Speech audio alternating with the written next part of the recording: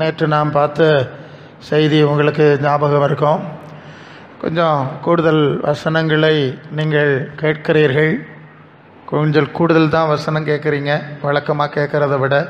அப்படி தான் நான் நினைக்கிறேன். ஆனால் நீங்கள் ஒன்றை புரிந்து கொள்ள வேண்டும். ஜபிக்கிறீர்கள், பரிசுத்த ஆவியின் அனுபவத்தை பெற்றிருக்கிறீர்கள் என்றாலும் சத்திய வசனத்தில் நமக்கு ஒரு சரியான ஒரு என்ன சொல்கிறது, ஒரு சரியான அறிவு, ஒரு சரியான புரிதல் இருக்க வேண்டும் என்று ஆவியானவர் விரும்புகிறார். ஹல்லேலூயா. ரொம்ப வருஷத்துக்கு முன்னே புதுக்கடை பக்கத்தில் நான் ஒரு பாஸ்டர் ஊழியக்காரரை சந்திக்க போனபோது அவரை சந்திப்பதற்காக ஒரு தாயார் அங்கே வந்தாங்க. நாங்கள் திண்ணையில் உட்காந்து பேசிகிட்டு இருந்தோம். அப்போது அந்த பாஸ்டர் என்கிட்ட சொன்னார், பாஸ்டர் நீங்கள் இவங்களுக்கு கொஞ்சம் ஆலோசனை கொடுக்கணும் அப்படின்னு சொல்லிவிட்டு அவர் எழும்பி வீட்டுக்குள்ளே போயிட்டார். எனக்கு தூக்கி வாரி போட்டு, என்னடா இது, இந்த பாஸ்டரை பற்றி, இந்த அம்மாவை பற்றி எனக்கு தெரியாது, இந்த சூழ்நிலை எனக்கு தெரியாது, நான் எப்படி இவர்களுக்கு ஆலோசனை சொல்ல முடியும் என்று ஒரு கணம் குழம்பி போனேன். ஆனாலும் சுதாரித்து கொண்டேன், வெளியே காட்டலை. அவங்களுக்கு என்ன பேச வேண்டும் என்று எனக்கு மனசில் வந்ததோ நான் அதை ஒரு 2 நிமிஷம் பேசினேன். பாருங்கள், 2 நிமிஷம் பேசினோடனே அந்த தாயார் சொன்னாவ, பிரசங்கியார் எனக்கு உபதேசம் ஒன்றும் பண்ணான்டா, ஒரு ஜெபம் வேணா பண்ணுங்க. கொள்ளாமா? பிரசங்கியார் எனக்கு உபதேசம் ஒன்றும் பண்ணான்டா, ஒரு ஜெபம் வேணா பண்ணுங்க. அப்போ தான் நான் மனசிலாச்சு, இந்த பாஸ்டர் ஏன் இவங்களை என்கிட்ட ஒப்படைச்சிட்டு ஓடி போனாருன்னு மனசிலாச்சு. நீதிமொழியில் 28:9 சொல்லுது, வேதத்தை கேளாதவனுடைய ஜெபமும் அருவருப்பானது. சொல்லியிருக்கான். வேதத்தை கேளாதவனுடைய ஜெபமும் அருவருப்பானதுன்னு சொல்லியிருக்கு. இந்த வசனம் நீங்கள் படிக்கலை போல இருக்குது, நான் பழிச்சுன்னு சொல்லிட்டேன். ஆண்டவருடைய வசனம் வேண்டாம், சத்தியம் வேண்டான்னா அப்புறம் நீங்கள் கூப்பிடுறது அவர் என்னத்துக்கு கேட்கணும் அப்படின்னு சொல்லி, சரி போட்டு, இப்படி இருக்கே, இருட்டாக இருக்கே, பால் அடைஞ்சு கிடக்கே, உணர்வு இல்லாமல் இருக்கே, என்னெல்லாமோ சொல்லி பொதுவாக ஒரு ஜெபம் பண்ணி ஆண்டவர் வெளிச்சத்தை கொடுக்கணும்னு சொல்லி அனுப்பி வச்சுட்டேன். ஹல்லேலூயா. இன்னொரு சம்பவம் சொல்கிறேன். சாது சுந்தர் சிங் என்ற ஒரு ஊழியக்காரர் இருந்தார். அவர் காவி உடை அணிஞ்சிருப்பார், தாடி வச்சிருப்பார். இங்கே நெய்யூர் நாகர்கோயிலெல்லாம் கூட வந்திருக்கிறார். ஆண்டவரை தரிசித்தார். ஆண்டவரோடு நடக்கிற ஒரு பெரிய தேவ மனுஷன். அவருடைய புஸ்தகம் எல்லாம் நான் படிச்சிருக்கேன். அவருடைய சுயசரிதை நூலிலே அவர் ஒரு காரியத்தை சொல்லுகிறார். இவர் ட்ரெயினில் யாத்திரை பண்ணி போயிட்டு இருந்தாராம். அப்போது அவர் ஸ்டேஷனில் ட்ரெயின் நின்றுட்டு, உடனே அந்த வட இந்தியாவில் காவி உடை அணிந்த ஒரு திராட்சை மாலை அணிந்த, அவங்க சன்னியாசின்னு சொல்லுவாங்க, மந்திரவாதின்னு சொல்லுவாங்க, ஓகே, நிறைய பேர் இருப்பாங்க. அப்போது ஒரு காவி உடை அந்த மாதிரி ஒரு மனுஷன் ஏறி வந்தான் ட்ரெயினில். வந்த உடனே இப்படி பார்த்தா இவர் காவி உடை அணிஞ்சிருக்காரு. தன்னை போல் இவர் ஒரு சாமியார்னு நினச்சிட்டு அவருக்கு பக்கத்தில் உட்காந்துட்டார். இடம் காலியாக இருந்து ட்ரெயின் புறப்பட்டு போயிட்டுருக்கு. அப்போது அவர் சாது சுந்தர் சிங்கிட்ட பேச்சு கொடுத்தாராம், சாமி நீர் எந்த ஒரு சாமி, உமக்குள்ள எத்தனை சாமி இருக்குது, அப்படி தானே, அவங்களுக்கு வழக்கம் தானே. அதே பாஷையில் பேசினார். உடனே சுந்தர் சிங் சொன்னாராம், எனக்குள்ள ஏசாமி இருக்கார். என்ன சாமி இருக்காராம்? ஏசாமி இருக்கார். அவனுக்கு விளங்கலை. நான் அப்படி ஒரு சாமியை கேள்விப்பட்டதே இல்லையா. அவன் கொஞ்சம் கிண்டலாக பேசினானா, அது என்ன பெரிய சாமியோ, அது எங்கே உள்ள சாமி? அப்போ இவர் விளக்கம் சொன்னார். பரலோகத்தில் இருந்தார், பூலோகத்தில் வந்தார், அவர் செய்த அற்புதம், அவர் பாவ நிவாரண பலியாய் மரித்த அனுபவம், அவரை தேவன் உயிரோடு எழுப்பினார், எங்கே பிதாவாகிய தேவனுடைய வலது பார்சத்தில் இருக்கிறார், மீண்டும் வருவார், இப்போது நான் அவரை பார்த்துருக்கேன், என்னை அறைக்கு வந்தார்.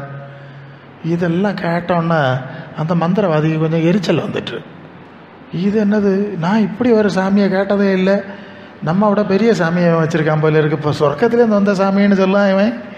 அவங்களுக்கு அந்த நம்பிக்கை கிடையாது. உடனே அவன் சொன்னானா, ஓஹோ நீ பெரிய ஆளுன்னு நினச்சிக்கிட்டா இல்லையா அவனை பற்றி, நான் யாருன்னு தெரியுமா அவனுக்கு, எனக்கு சாமிக்கு பவர், சாமிகளுக்கு பவர் தெரியுமா உனக்கு? இப்போ பார்த்துக்க அப்படின்னு கண்ணை மூடிட்டு அவருக்கு தெரிஞ்ச மந்திரங்கள் எல்லாம் பாடினாராம். இவர் இப்படி சிரிச்சுக்கிட்டே இருக்காராம், சும்மா தான் இருக்காராம் அமைதியாக. ரொம்ப நேரம் பாடி பார்த்தான், ஒன்றும் நடக்கலை. உடனே கண்ணை திறந்து பார்த்தானா, என்னடா இது, ஒரு அசைவம் இல்லை, கல்லூரி மங்கனாக உட்காந்துருக்கான் அப்படின்னு இவர் இப்படி பார்த்தா அவர் கையில் ஒரு புதிய ஏற்பாடு இருந்தது. என்ன இருந்தது? புதிய ஏற்பாடு. இது என்னன்னு கேட்டான். அவர் சொன்னார், இதுதான் தேவனுடைய வார்த்தை அடங்கிய புஸ்தகம், இயேசுவனுடைய வார்த்தை அடங்கிய புஸ்தகம். ஓஹோ, அவன் உள்ளத்தில் பயந்துட்டான். அவனுக்கு மந்திர கோல் மந்திர தாயத்தெல்லாம் வச்சுருக்க மாதிரி இவர் மந்திர புத்தகம் வச்சுருக்காரு. எப்படி? அப்படி தான் அவன் நினச்சிக்கிட்டான். இவர் ஒரு மந்திர புத்தகம் தான் எப்போ பார்த்தாலும் கையில் பலமாக பிடிச்சிருக்காருல்ல. உடனே இவர்னு சொன்னான்னா, அந்த புத்தகத்தை கொஞ்சம் அங்கே தள்ளி வை, உடனே இப்போ பார்த்துக்க. உடனே இவர் அந்த புத்தகத்தை தள்ளி வச்சாச்சு. புதிய ஏற்பாடை தள்ளி பின்னும் சும்மா சிரிச்சுக்கிட்டே இருக்கார். அவன் ரொம்ப நேரம் பாடினானா, பாடிக்கிட்டு சொன்னானா, ஒன்றும் செய்ய முடியாது பார்த்துக்க, இந்த புத்தகத்தில் உள்ளதெல்லாம் உனக்குள்ளே இருக்கு. ஹல்லேலூயா. பத்தியலா, தேவனுடைய வார்த்தை எவ்வளவு நம்முடைய உள்ளத்தில் இருக்கோ அதான் நாலெட்ஜ் இஸ் பவர்ன்னு நேற்று சொன்னேன் இல்லையா, விஸ்டம், ஹெவன்லி நாலெட்ஜ். அதனால தான் நாம் நிறைய வசனங்களை சிந்தித்து நம்முடைய மைண்டை ஸ்டோர் பண்ணுறோம். அந்த வசனங்கள் நமக்குள்ள நான் என்ன அனுபவத்தை சொல்கிறது, வசனம் ஸ்டோர் ஆகிறதுக்குல்ல, அது ஒரு தனி பவர். சில வேளை பரிசுத்த ஆவியானவர் வந்து நமக்கு உதவி செய்ய முடியாதுங்கிற ஒரு சூழ்நிலை போல வரையில, அனல் இல்லை, குளிர்ந்து கிடக்கணும், இந்த சத்தியம் இருக்கும் பார்த்தீங்களா, அது நமக்குள்ள. இது டபுள் பவர். ஒன்று பரிசுத்த ஆவியானவருடைய ப்ரெசன்ஸ், இன்னொரு சத்தியம். அதனால தான் ஒரு பாட்டு பாடுவான் இல்லையா, சாத்தானின் சேனைகளை சத்தியத்தால் தகர்ப்பாய், சிலுவை சுமந்திடுவாய் ஜெய கொடி. அவங்க அனுபவிச்சதுனால பாடினாங்க, சாத்தானின் கோட்டை சத்தியத்தினால தகர்க்கணுமாம். அது ஒரு வலிமையான ஆயுதம். நான் வாழ்க்கை முழுதும் ஊழியத்தில் நான் அனுபவிக்கிற விஷயம். ஆகவே தான் இந்த வசனங்கள். அதனால தான் நீங்கள் அப்போஸ்தலர் 2:42 அவர்கள் அப்போஸ்தலருடைய உபதேசத்திலும் அப்பம் பட்கிறதிலும் ஜெபம் பண்ணுறதிலும் உறுதியாய் தரித்திருந்தார்கள். அப்போ அப்போஸ்தலருடைய உபதேசத்திலே தரித்திருந்தார்கள். அது ரொம்ப முக்கியம். இந்த நாட்களில் நம்ம கையில் பைபிள் இருந்தாலும் அதில் பைபிள் உள்ள சத்தியம் நமக்கு உள்ள இல்லை. பல சபைகளில் அப்போஸ்தல தீர்க்கதரிசி அஸ்திவாரம், கிறிஸ்து மூலக்கல் என்று சொல்லக்கூடிய அஸ்திவார உபதேசங்கள் இல்லை. நீங்கள் ஓரளவு புரிஞ்சுக்குவீங்க. இல்லை எத்தனையோ சபை இருக்குது, அஸ்திவார உபதேசம் இல்லை. ரொம்ப வருஷத்துக்கு முன்னே நான் ஒரு குறிப்பிட்ட சபையில் நான் செய்தி சொல்ல போயிருந்தேன். அங்கே இருந்த ஒரு பழைய மதர் இருந்தாங்க. அந்த செய்தி முடிஞ்சோடனே சொன்னாங்க, இதெல்லாம் அப்போஸ்தல அஸ்திவார உபதேசம் அல்ல. நான் முதல்ல எனக்கு அதெல்லாம் பிரித்து பார்க்க தெரியாது. ஆண்டவர் தந்த விஷயங்களை அப்படியே பேசினேன். அவங்க சொன்னாங்க, இதெல்லாம் அப்போஸ்தல அஸ்திவார உபதேசம், இதுதான் அந்த உபதேசம்னு சொன்னாங்க. அதுக்கப்புறம் தான் நான் கொஞ்சம் கூட அதை புரிஞ்சுக்கிட்டேன். ஓஹோ, இது அந்த அடிப்படை. அப்போ அந்த அடிப்படை இருக்கிற இடத்துல தான் தேவனுடைய வல்லமை, அதிகாரம். இங்கே வந்து நம்ம ஆண்டவருடைய அதிகாரம், சபையினுடைய அதிகாரம் நிறைய வாசிக்கிறோம். ஆனால் இன்றைக்கி நம்ம சபையில் பார்க்க முடியலை. சரிதானே? சபை இருக்குது. இப்போ இயேசு நாமத்தில் நான் பல ரீதியில் சுவிசேஷம் படிக்க நிற்கிறேன். ஆனால் இயேசு நாமத்தை பயன்படுத்து தான் மிச்சம். ஓடையில் அல்லது போனால் திருப்பி வருது, சோக்கையிட குணம் வேலை, குணான மாதிரி ஒரு 3 நாள் இருக்குது, திருப்பியும் வருது. ஸோ அந்த ஆதி சபையில் நான் பார்த்த அந்த வல்லமையான அனுபவங்களை பார்க்க முடியாமல் குளிர்ந்து கொண்டிருக்கிறோம். அதுக்கு என்ன காரணம்னா, ஆதி திருச்சபையில் இருந்த சத்திய உபதேசமும் ஆவியானவருடைய அனுபவமும் அர்ப்பணமும் இப்போ இல்லை. சரிதானே? பைபிள் காலேஜில் நிறைய வந்துட்டு. அதனால தான் அதை மீண்டும் மீண்டும் நாம் அதை எப்படியாவது உருவாக்கி ஆக வேண்டும். எல்லா இடத்திலும் இயேசுவின் வருகை பாட்டை நான் கேட்குறேன். நான் இப்போ வரும்போது கூட ஒரு இடத்துல கூட நடந்துகிட்ருக்கு, வருகை பாட்டு கேட்குறேன். நான் தியானித்து கொண்டே வந்தேன். எனக்குள்ள ஆவியானவர் ஒரு காரியம் சொன்னார், பாட்டெல்லாம் பாடு அவ, வருகை வரணும்னு பாடு அவ. நான் வந்தேன்னா இவ யாரும் எனக்கு கூட வரப்போகிறதில்ல. ஏன் வரப்போகிறதில்ல? இவ மனசு உலகத்தில் கட்டி போட்டிருக்கு. பரலோகத்தில் பொக்கிஷங்களை சேர்த்து வைங்க. உங்கள் இருதயம் அங்கே இருக்கணும்ல, பரலோகத்தில் இருக்கணும்ல. ஒரே விஷயந்தான், இவங்க மனசு பரலோகத்தில் இல்லை, பாட்டு தான் வரணும்னு இருக்குது. ஆனால் நான் வந்தால் இவ வரமாட்டாவ, சொல்லுவாவ இங்கே மனசு இங்கே கட்டி போட்டிருக்குன்னு சொல்ல போகிறாவ. இப்படி சபைகள் குழப்பத்தில் பல சூழ்நிலையில் இருக்கிறதுனால தான் அந்த சத்தியங்களை எப்படியாவது உங்கள் மனசை பரலோகத்தில் கொண்டு வைக்கணும், பரலோகத்தின் தேவனோடு இணைக்கணும். உங்கள் மனசில் பரலோக சிந்தை எவ்வளோ வருதோ அந்த அளவு பரலோகத்தின் வல்லமை இறங்கிடும். அல்ல, இதுதான் ரகசியம். பரிசுத்த ஆவியை பெற்றுக்கொள்வதற்கு பலர் பல காரியம்லாம் பேசாவ, அவங்க தெரிஞ்சதை பேசட்டு, நான் அதுக்கு எதிராக பேசலை. எனக்கு ஆண்டவர் சொல்லி தந்த ஒரு பாடம், எவருடைய மனசில் பரலோக வாஞ்சை இருக்கிறதோ, ஓகே, பரலோக வாஞ்சை இருக்கிறதோ, உடனே பரலோகத்தோட ஒரு கனெக்ஷன், இணைப்பு ஏற்படுது, பரலோக ஆவி வருது. நீங்கள் உலகத்தையே ஆசீர்வாதம்னு பேசிட்டு பரிசுத்த ஆவி ஜோமன்னா பரிசுத்த ஆவி வராது, உலகத்தின் ஆவி வருமா? சரியா? பரலோகத்தை எந்த அளவு பேசுகிறீர்களோ, ஏன்னா அந்த ஆவியினுடைய தன்மை. இன்னொரு வார்த்தை, எங்கே பரலோக சத்தியம் இருக்கிறதோ அங்கே பரலோக சத்திய ஆவியானவர் வருகிறார். அல்லேலூயா. எங்கே பரலோக சத்திய ஆவியானவர் இருக்கிறாரோ அங்கே பரலோக சத்தியம் வருகிறது. சரிதானே? இதுக்கு எதிராக போகக்கூடாது. அதனால தான் முடிஞ்ச வரைக்கும் மற்றதெல்லாம் வெட்டி செறிப்படுத்தி ஷார்ப் பண்ணி பர்ஃபெக்டாக பரிசுத்த ஆவியானவர் உங்களை டச் பண்ணோம். அவங்க இருதயங்களை ஆயத்தப்படுத்துகிற ஒரு வேலையை தான், உணர்வை கொடுக்குற ஒரு வேலையை தான் நாங்கள் ஊழியக்காரர்கள் கொஞ்சம் நான் அப்படி தான் ஜோம் பண்ணுவேன். அந்த இருதயம் உணர்வு வந்துட்டா நீர் டச், அதுக்கப்புறம் எங்களுக்கு வேலை இல்லை. அல்ல, அப்புறம் ஆவியானவர் பார்த்துருவார். சரி, புரிஞ்சுக்கிட்டீங்க இல்லையா? சிம்பிளான விஷயம். மனசை பரலோகத்தில் வைங்க, அதுக்கு நேரம் திருப்புங்க. அதனால தான் எபிரேயர் 12:1, பாரமான யாவற்றையும், நீங்கள் நியாயம் சொல்லுவியா, அந்த பாரம் இருந்துட்டு போட்டு, யாவற்றையும் நெருங்கி நிற்கிற பாவத்தை தள்ளிவிட்டு இயேசுவை ஃபோக்கஸ் பண்ணு. அல்ல, பரலோகத்தில் இருக்கிறவர், இப்போ நம்ம மத்தியில் கிரியை செய்கிறவர், நமக்காக நம்ம அழைத்து வர்ற அவரை மட்டும் கான்சன்ட்ரேட் பண்ணோம். அப்போ அந்த ஆவியின் அனுபவம் நமக்கு வரும். அல்ல, புரியுது இல்லையா? அதுக்கு வேண்டி தான் கொஞ்சம் வசனங்கள் கூடுதல் போடுறோம். என்றாலும் கொஞ்சம் நமக்கு சமயம் இருக்கிறதுனால அதை கொஞ்சம் முடிஞ்ச வரைக்கும் தரவா கற்க கசடற கற்றபின் நற்க அதற்கு தக, இல்லையா? சும்மா ஏதோ பிரசங்கம் கேட்குறது, சாவரும் மறக்கப்படாது. பழைய உபதேசம்லாம் கேட்ட ஆளுகள் எல்லாம் பார்த்திங்கன்னா எத்தனையோ வருஷத்துக்கு முன்னே கேட்டது ஆணி அடித்தது மாதிரி அப்படியே மனசில் பதிஞ்சிட்டு. அல்ல, அசைக்க முடியலை அவங்கள. எத்தனையோ சூழ்நிலை கடந்து வந்தான், அசையலை. அது பலமாய் பசுமர தாணி போல பதிஞ்சிட்டு. இது மாதிரி இந்த நாட்களிலும் நீங்கள் நிறைய செய்திகளை பல மீடியாஸ் வழி கேட்டு குழம்பி இருக்குதெல்லாம் விட்டுட்டு சரியான சத்தியத்தை பதித்துக்கொள்ள தேவன் நமக்கு உதவி செய்வாராக. அல்ல, ஆண்டவராக இயேசு நாம் நேசிக்கிறோம். அவருடைய நாமத்தில் பல நன்மைகளை ஆசீர்வாதங்களை எல்லாம் நம்ம எதிர்பார்க்குறோம் இல்லையா?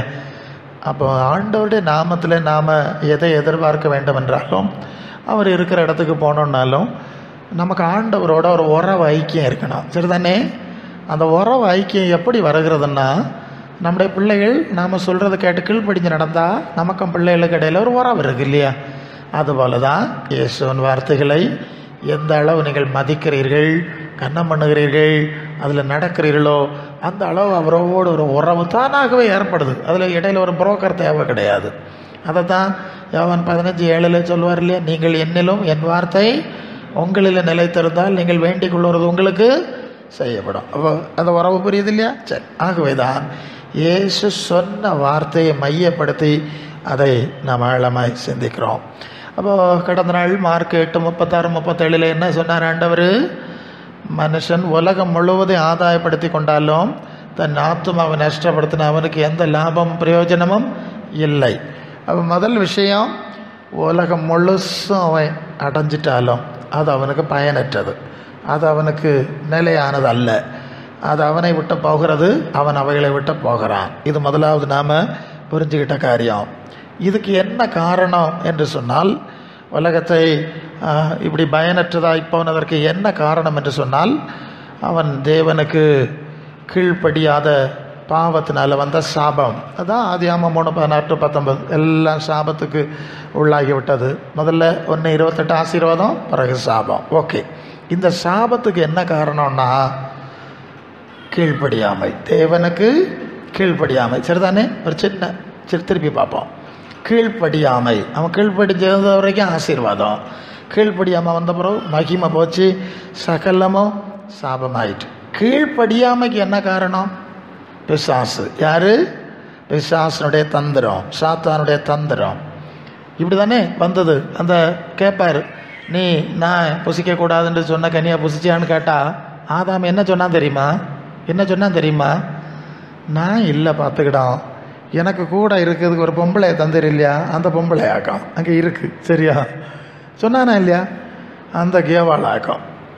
ஏவாள்கிட்ட கேட்டால் அவள் சொல்ல, நான் இல்லை பார்த்துக்கிட்டோம், இங்கே ஒரு சர்ப்பம் இருக்கு இல்லையா, அந்த சர்ப்பம் ஆக்கம்.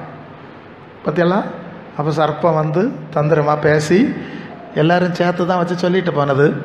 சாக்கு போக்கு சொல்லுறதை பார்த்துடுங்க, தான் எல்லா பழியாக நின்றுடு. அவன் தப்பு செய்ததும் போதாது, கீழ்ப்படியாமல் போனது போதாது.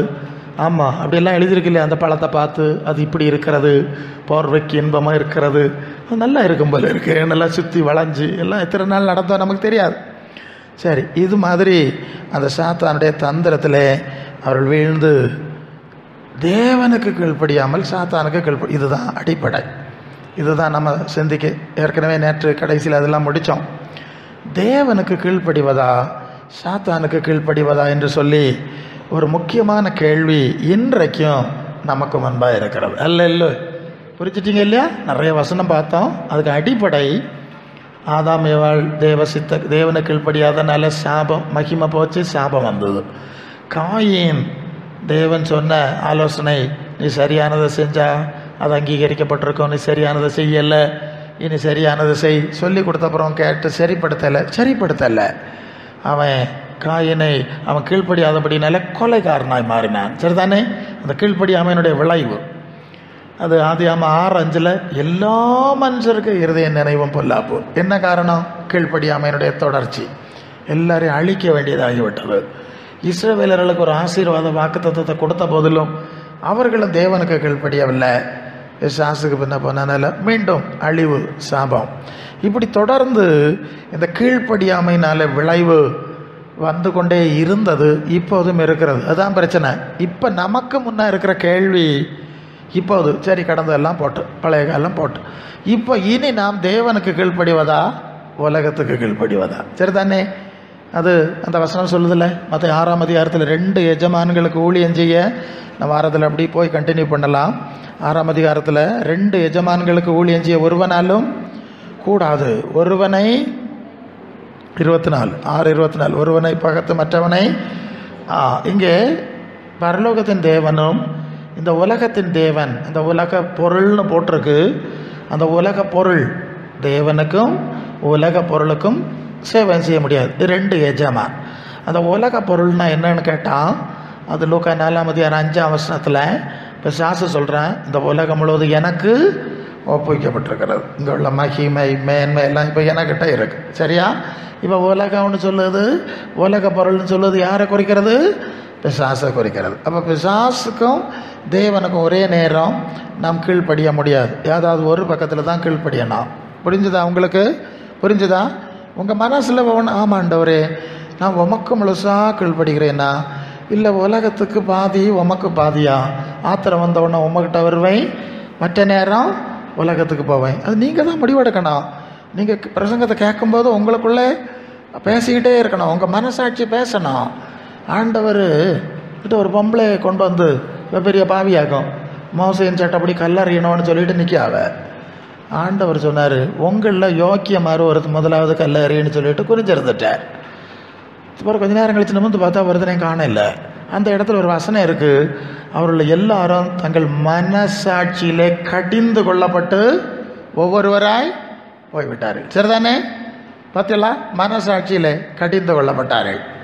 இன்னொரு இடத்துல பேதுரு பிரசங்கம் பண்ணும்போது மனசாட்சியில் குத்தப்பட்டவர்களாய் நாங்கள் ரசிக்கப்படுக என்ன செய்யணும் கேட்டாங்க. இல்லையோ நாங்கள் என்ன செய்யணும்?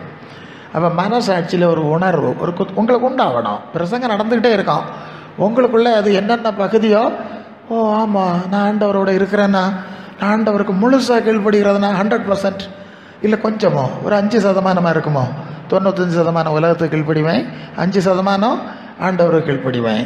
அது எப்படி இருக்கு நீங்களே பார்த்துக்கிடணும். சரி, இது ரொம்ப முக்கியம். கீழ்ப்படிதல் பலியை பார்க்கலும். ஏன்னா எல்லா பாவத்துக்கும் சாபத்துக்கும் காரணம் கீழ்ப்படியாமல் தான். அப்போ தேவனுக்கு கீழ்ப்படியாமல் போனால சாபம், தேவனுக்கு கீழ்ப்படிச்சிருந்தா ஆசீர்வாதம் தொடர்ந்துருக்கும். தேவ சித்தப்படியான ஆசீர்வாதங்கள் மீண்டும் நமக்கு கிடைத்திருக்கும். அதுதான் அடிப்படை. கீழ்ப்படிதல். ஓகே. உபாகமம் 30:15-16 வந்தால் பழைய ஏற்பாட்டில் ஒரு சம்பவம், அதை மோசே சொல்லுகிறேன். இஸ்ரவேல் ஜனங்களை பார்த்து வாசிங்க. ஜீவனையும் மரணத்தையும் ஜீவனையும்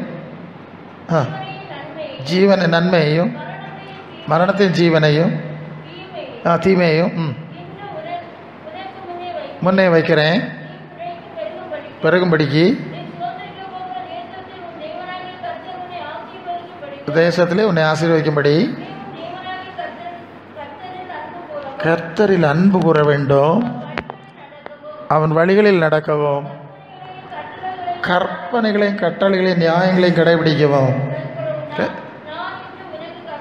சரி போதும், நான் கற்பிக்கிறேன். நல்லா கவனிக்கிறீங்களா? அவன் என்ன சொல்கிறான்? மோசேயின் மூலம் கர்த்தர் பேசுகிறார். உனக்கு முன்னே 2 வழி வைக்கிறேன். ஒன்று ஜீவன், இன்னொன்று மரணம். ஒன்று நன்மை, இன்னொன்று தீமை. ஒன்று சாபம், இன்னொன்று ஆசீர்வாதம். சரிதானே? இப்போ அப்படி ஒரு நிலைமைக்குள்ளே வந்துட்டோம். ஸோ நீ நன்மையை தேவனை கீழ்ப்படி, தேவ சித்தம் செய், அவர் உன்னை மேன்மையாக வைப்பார் என்று அந்த சந்தர்ப்பம் மோசேயின் மூலம் கர்த்தர் பேசினார். ஆனால் ஜனங்கள் தீமையை தெரிந்து கொண்டார்கள். வெட்டிப்புள்ள தொட்டிகளை தங்களுக்காக வெட்டி கொண்டார்கள். ஜீவ நீரூற்றாகி எண்ணெய் விட்டு விட்டார்கள். அது எரேமியாவில் படிக்கிறோம். அவங்க கற்பனையை கடைப்பிடிக்கலை. பல ரீதியில் கர்த்தரை எச்சரித்து உணர்த்தையும் செய்யலை.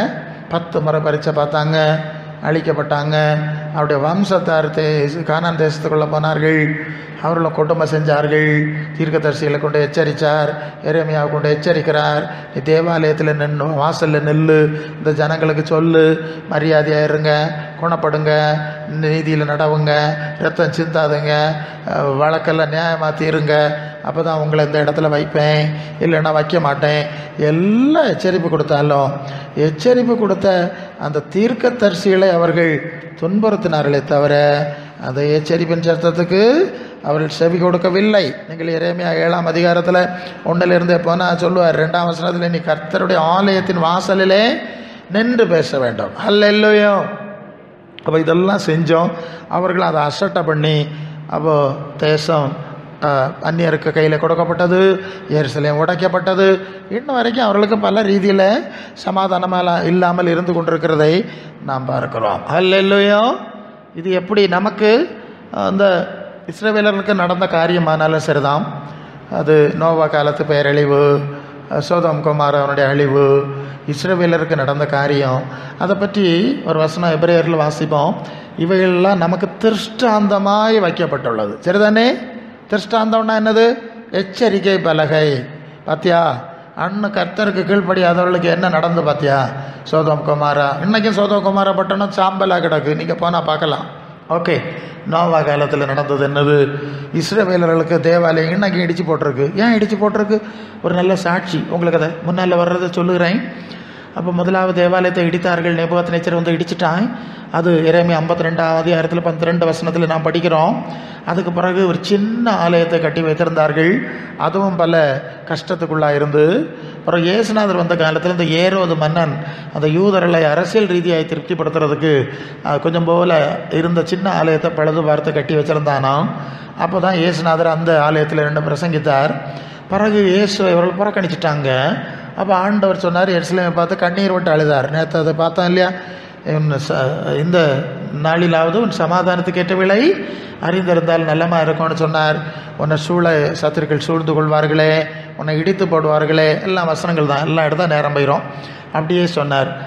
அவர் சிலுவையில் அறையிறதுக்கு முன்னே பிலாத்து சொன்னான், இந்த நீதிமானுடைய இரத்த பலிக்கு நான் பாத்திரம் அல்ல.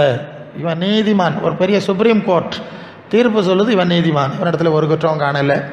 அதுக்கு அந்த யூதர்கள் என்ன பதில் சொன்னாவது தெரியுமா? இவனுடைய இரத்த பலி எங்கள் மேலும் எங்கள் பிள்ளைகள் மேலும் சொன்னாங்கல்ல. எல்லாம் தெரிஞ்சது தானே. 2000 வருஷம் கழிஞ்சாச்சு, இன்னும் சமாதானம் இல்லை. இப்போ புரியுதா உங்களுக்கு? எல்லாம் ஆலயத்தை கிபி 70 அந்த ஆலயமே தரைமட்டமாக்கப்பட்டது. 2000 ஆண்டுகள் ஆகியும் அவர்களை இன்னும் ஆலயம் கட்ட முடியலை. பாவ நிவாரண பலி செலுத்த முடியாது. அல்ல இல்லையா? பாவ நிவாரண பலி செலுத்தணும், விலங்கை கொண்டு போய், அதெல்லாம் பெரிய காரியம். பாவ நிவாரண பலி செலுத்தாமல் அவர் தொழுகை நடத்த முடியாது. இயேசு பலியாகி திரைச்சியிலே 2 கிழிச்சு விட்டுட்டார். அல்ல இல்லை, ஃபினிஷ்ட், முடிஞ்சு போச்சு. இன்று வரைக்கும் அவர்களுக்கு ஆலயம் கட்ட எவ்வளோ பிரயாசப்படுறாங்க. அப்போது ஆண்டவருக்கு கீழ்ப்படியாததுனாலே அந்த விளைவுகளை திருஷ்டாந்தமாய் நாம் பார்த்து கொண்டிருக்கிறோம். சரிதானே? சரிதானே? சரி. இப்போது ஆண்டவர் என்ன செய்கிறார்? நீங்கள் எபிரேயர் 1ஆம் அதிகாரம் 1ஆம் வசனத்தில் வந்தீங்கன்னா, எபிரேயர் 1:1 பூர்வ காலங்களில் பங்கு பங்காய் வகை வகையாய் தீர்க்கதரிசிகள் மூலம் யாருக்கு பேசினார்? பிதாக்களுக்கு இல்லையா? பிதாக்களுக்கு திருவுளம் பற்றின தேவன் இந்த கடைசி நாட்களில் குமாரன் மூலமாய் நமக்கு, எல்லாரும் சொல்லுங்க, குமாரன் மூலமாய் நமக்கு திருவுளம் பற்றினார். சரிதானே? அவன் மோசையின் மூலமாய் பேசும்போது அவனும் சொன்னான், ஜீவன மரணத்தையும் வைக்கிறேன், நீங்கள் ஜீவனை தெரிந்து கொள்ளுங்கன்னு சொன்னான். ஜனங்கள் கீழ்ப்படியவில்லை, அழிக்கப்பட்ட வரலாறை பார்த்துட்டோம். இப்போ இயேசு குமாரனை அனுப்பி அவர் மூலமாய் நம்மிடத்தில் ஆண்டவர் பேசியிருக்கிறார். யோவான் 14:6 ஆண்டவர் சொல்கிறார், நானே வழியும் சத்தியமும் ஜீவனமாக இருக்கிறேன், என்னால் இல்லாமல் ஒருத்தனும் பரலோகத்துக்கு வர முடியாது. தெளிவுதானே? இப்போ இயேசுவின் மூலமாய் பேசுகிறார், நான் தான் வழியாக இருக்கிறேன், என்னுடைய உபதேசங்கள் தான் சத்தியம். சரிதானே? அதான் என்னுடைய உபதேசமே சத்தியம்னு சொல்லிட்டார். அது யோவான் 8:31 இயேசு தம்மை விசுவாசித்த யூதர்கள்ட்டுமே சொல்லிட்டார். சரியா? என் உபதேசத்தில் நிலைத்திருந்தால் என்னுடைய சீஷர்களாக இருப்பீர்கள் அப்படின்னு சொல்லிட்டார். நீங்கள் யோவான் 12:49 நான் சுயமாய் பேசவில்லை, பிதாவாகிய தேவன் என்னென்ன எனக்கு பேச சொல்கிறாரோ, என்ன தந்து விட்டாரோ அதை தான் நான் பேசுகிறேன். அல்லேலூயா. அப்போது இயேசுவனுடைய வார்த்தை பரலோக தேவனுடைய வார்த்தை. அல்லேலூயா. ரொம்ப ரொம்ப முக்கியம். அவருடைய ஒவ்வொரு வார்த்தையும் வல்லமை உள்ளது. பாட்டை பாடுவாங்க, கர்த்தரின் சத்தம் வல்லமை உள்ளது, கர்த்தரின் வார்த்தை வல்லமை உள்ளதுன்னெல்லாம் சொல்லுவாங்க. ஆனால் அந்த வார்த்தை நமக்குள்ளே இருந்தால் தான் அந்த வல்லமை இருக்குது. நீங்கள் ஒன்று புரியணும், இயேசு திறக்கப்படுவாயகன்னு சொன்னார், உடனே காது திறந்துட்டு கண்ணு திறந்துட்டு லாசருவே வெளியே வான்னு சொன்னோன்னா உயிரோட வந்துட்டான். 4 நாளுக்கு முன்னே அடக்கம் பண்ணப்பட்டவன். கடல் இறையாது ஸ்டாப் சொன்னால் உடனே. அப்போ இயேசுவின் வார்த்தைக்கு வல்லமை இருக்குது. அதனால் ஒரு பாட்டு பாடுவான் இல்லையா, ஒரு வார்த்தை சொல்லும் கர்த்தாவே என் ப்ராப்ளம் எல்லாம் சால்வ் ஆகிடுமே பாடுறீங்கல்ல. அப்போ நமக்கு அந்த விசுவாசம் இருக்குல்ல. அப்போ இயேசு ஒரு வார்த்தை சொன்னாலே எப்படி நடக்கும் நீங்கள் நம்புனா, அவருக்கு எல்லா வார்த்தைக்கும் பவர் இருக்கணுமே. என்ன சொல்கிறீங்க? எல்லா வார்த்தைக்கும் பவர் இருக்கணும்ல. எல்லாம் அவருடைய வாயிலேருந்து வந்தது, பரலோக தேவனுடைய வார்த்தை தானே. உங்களுக்கு 1-2 மட்டும் எடுத்துகிட்டு மிச்சத்தை தூரப்பட்டால் அது பிரச்சனை தான். அப்படி இல்லை, இயேசுவின் வார்த்தை பரலோக தேவனுடைய வார்த்தை. நீங்கள் யோவான் 17:6-9 படித்தா ஆண்டவர் ஜெபம் பண்ணார், பிதாவிடத்தில் ஜெபம் பண்ணார், நீர் உலகத்தில் தெரிந்தெடுத்து தந்த மனுஷருக்கு, என் சீடர்களுக்கு உம்முடைய வார்த்தைகளை கொடுத்தேன், உம்முடைய நாமத்தை அறிவித்தேன், அவர்கள் உம்முடையவர்களாக இருக்கிறார்கள். அல்லேலூயா. உம்முடைய வார்த்தையை ஏற்றுக்கொண்டார்கள், அதனால தான் உம்முடையவர்கள். நல்ல கவனி, இயேசுவின் வார்த்தைகளை யார் யார் ஏற்றுக்கொள்கிறார்களோ அவள் தான் தேவ பிள்ளைகள். சரிதானே? சும்மா இயேசு தேவகுமார் என்று விசுவாசிக்கிறதுனால தேவ பிள்ளை இல்லை. நான் சொல்லியிருப்பேன், சிஎஸ்எஸ் சபையிலெல்லாம் தேவகுமார் என்று விசுவாசிக்கிறேன். நல்லது, நீ விசுவாசித்து தான் என்ன செஞ்சுருக்கணும்? யோவான் 14:23 ஒரு நல்ல நண்பாக இருந்தால் என் வசனத்தை கடைப்பிடிச்சிருப்பான். அவரை தேவகுமாரன்னா அதை நீ வாசிச்சிருக்கணுமே, அவர் சொல்ல அதை செஞ்சுருக்கணுமே, அவர் மாதிரியில் நடந்திருக்கணுமே. ஒன்றும் செய்யலை. தேவகுமாரன் தேவன் அதெல்லாம் உன்கிட்ட கேட்கல. இப்படி தப்பு பண்ணுகிறாரு. நம்ம அந்த தப்பில் போக வேண்டாம். இங்கே சொல்லுகிறார், அவர்கள் உம்முடைய நாமத்தை ஏற்றுக்கொண்டார்கள், உம்முடைய வார்த்தை ஏற்றுக்கொண்டார்கள், நான் உம்மிடத்திலிருந்து புறப்பட்டு வந்தேன், எல்லாம் அதில் இருக்குது என்று ஏற்றுக்கொண்டார்கள். அவர்களை நீர் எனக்கு தந்தீர், நான் அவர்களுக்காக வேண்டிக் கொள்கிறேன். உலகத்துக்காக வேண்டிக் கொள்ளாமல் நீர் எனக்கு தந்தவர்களுக்காக வேண்டிக் கொள்கிறேன். அல்லேலூயா. ஆமாம், அப்படி அவர் சொல்கிற ஒரு காரியத்தை நாம் பார்க்குறோம். இதில் எதுக்கு இந்த வசனத்தை பார்த்தோம் தெரியுமா? நாம் இயேசுவின் வார்த்தைகளுக்கு எவ்வளோ முக்கியத்துவம் கொடுத்து கீழ்ப்படிய வேண்டும் என்பதற்காக. அல்ல, மற்றவங்கெல்லாம் கீழ்ப்படியலைன்னு வரிசையை பார்த்துட்டு வர்றோம். அந்த கீழ்ப்படிதல் எனக்கு முன்னே ஆவியானவர் முக்கியமாக தந்ததுனால அதை கொஞ்சம் சொல்லிவிட்டு அந்த ஒரே வசனம் தான், அதில் உள்ள பிரான்ச்சஸை தான் சிந்திக்கிறோம். அப்போ நம்முடைய கீழ்ப்படிதல் எப்படி இருக்கணும்? இயேசுவின் வார்த்தைக்கு முக்கியத்துவம் கொடுக்குறீங்களா? உங்கள் பாரம்பரிய மரபுக்கு முக்கியத்துவம் கொடுப்பீங்களா? நீங்கள் ஏதேதோ சபைகள் எங்கெங்கெல்லாம் போயிட்டு இங்கே வந்தீங்கன்னு தெரியாது, நிறைய சபையில் இருக்குது. அது எந்த சபையாக இருந்துட்டு போட்டு, உங்கள் சபை பாரம்பரியத்துக்கு, குடும்ப பாரம்பரியத்திற்கு, உலக வழக்கங்களுக்கு எவ்வளவு மரியாதை கொடுக்குறீர்கள்? நீங்கள் ரெண்டையும் திராசில் வைக்கணும் பாருங்கள். ஒரு திராசில் நான் உலகத்துக்கு எவ்வளோ மதிப்பு கொடுக்கேன், எங்கள் மரபு பாரம்பரியத்துக்கு மதிப்பு கொடுக்கேன், உலக வழக்கத்துக்கு அல்லது எங்கள் சபை பாரம்பரியத்துக்கு மதிப்பு எவ்வளோ, அது ஒரு திராசில் வைக்கணும். மறுபக்கம் ஆண்டவருடைய வார்த்தை, அவர் காட்டின மாதிரி, அப்போஸ்தலருடைய மாதிரி, இதுக்கு எவ்வளோ மரியாதை கொடுக்கன்னு ரெண்டு திராசில் வச்சு நீங்களே பார்த்துக்கணும். அல்ல, உங்களை நீங்களே சோதித்து பார்க்கணும். இது நாங்கள் சோதிக்க வேண்டியதில்லை, நமக்கு ஒரு நல்ல மனசாட்சியை தந்திருக்கிறார். அல்லையோ, சரி, அப்போ சோதித்து பார்க்கும்போது உங்கள் லெவல் எவ்வளவுன்னு தெரியும். அதில் எதை திருத்தணுமோ அதை நீங்கள் திருத்தித்தான் ஆக வேண்டும். ஹல்லேலூயா, ஹல்லேலூயா, ஹல்லேலூயா, ஹல்லேலூயா. பள்ளிபீடத்தில் என்னை பரனே படக்கீரேனே இந்த வேலை அடியேனை திருசித்தம் போல ஆண்டு நடத்திடுவே. அடியேனை திருசித்தம் போல ஆண்டு நடத்திடுவீர். கல்வாரின் அன்பீதையே கண்டு விரைந்தோடி வந்தே. கல்வாரின் அன்பீதையே கண்டு விரைந்தோடி வந்தே. கழுவும் திருரே நீங்கு இருதயத்தை கழுவும்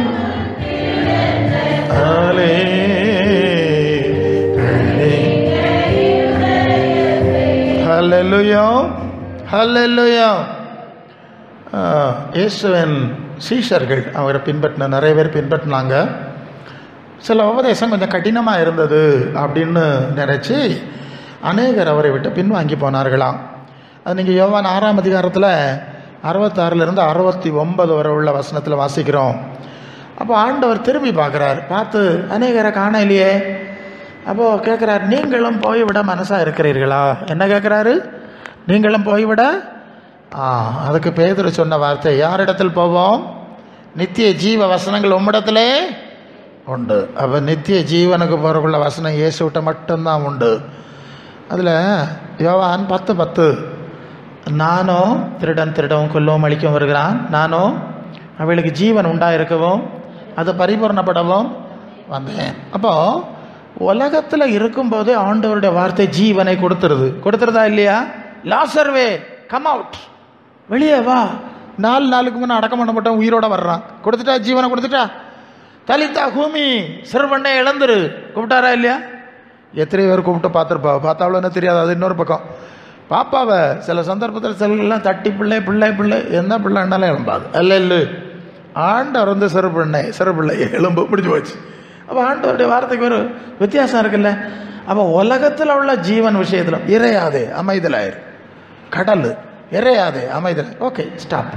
நான் ஒரு சந்தர்ப்பத்தில் ஒரு சூழ்நிலையில் ஒரு ஆளுக்கு ஒரு சிக்கலான சூழ்நிலை, சொந்தக்காரங்க தான், சரி முழங்கால் போட்டேன், ஜோம் பண்ணேன். எனக்கு முதல்ல வாயில் வந்த வார்த்தை, இறையாதே அமைதலாக இரு என்று சொன்ன ஆண்டவருடைய நாமத்தில் கட்டளை இடுகிறேன். அந்த ப்ராப்ளம் சால்வ் ஆயிட்டு. இல்லை ஓகே, உடனே ப்ராப்ளம் கிளியர். ஸோ ஆண்டவருடைய வார்த்தை ஜீவன் உள்ளது. அப்போது அது உலகத்தில் இப்போ வாழுகிற வாழ்க்கைக்கு அது ஜீவன் உள்ளது தான். சரிதானே? ஜீவன் உண்டாயிருக்க வந்தேன். திருடன் தான் கொல்லுறான், அழிக்கிறான், பலவீனங்களை போடுறான்.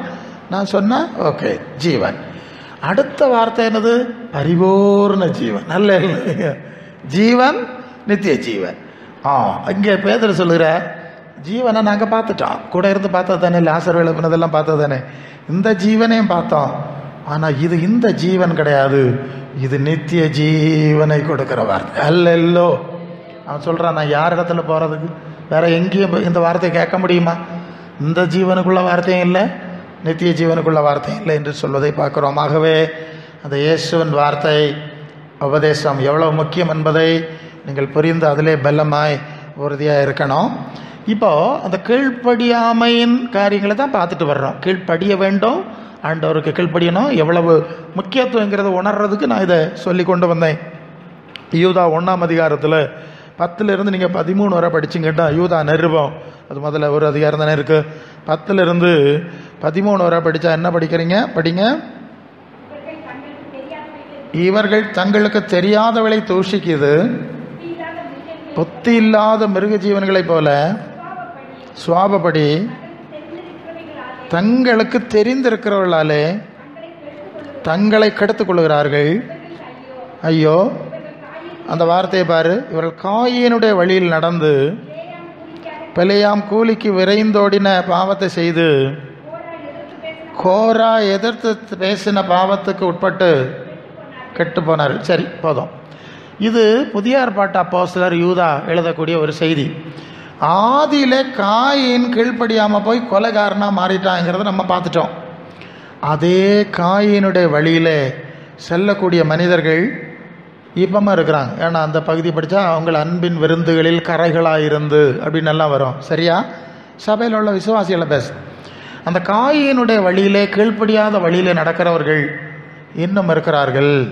அவங்க என்ன செய்கிறாங்களாம்? அவங்க சொல்கிற காரியம் ஒன்று, தங்களுக்கு தெரிஞ்சதை தவிர வேறு ஒன்றும் இல்லைன்னு நினச்சிட்டு வேணாம், நான் சபைக்கு எல்லாம் சொல்லி தான் போனோம், நமக்கு சமயம் இருக்குது, அவங்களை சீர்படுத்தி ஆவியானவர் எப்படியெல்லாம் சொல்கிறாரோ எல்லாம் சொல்லணும்.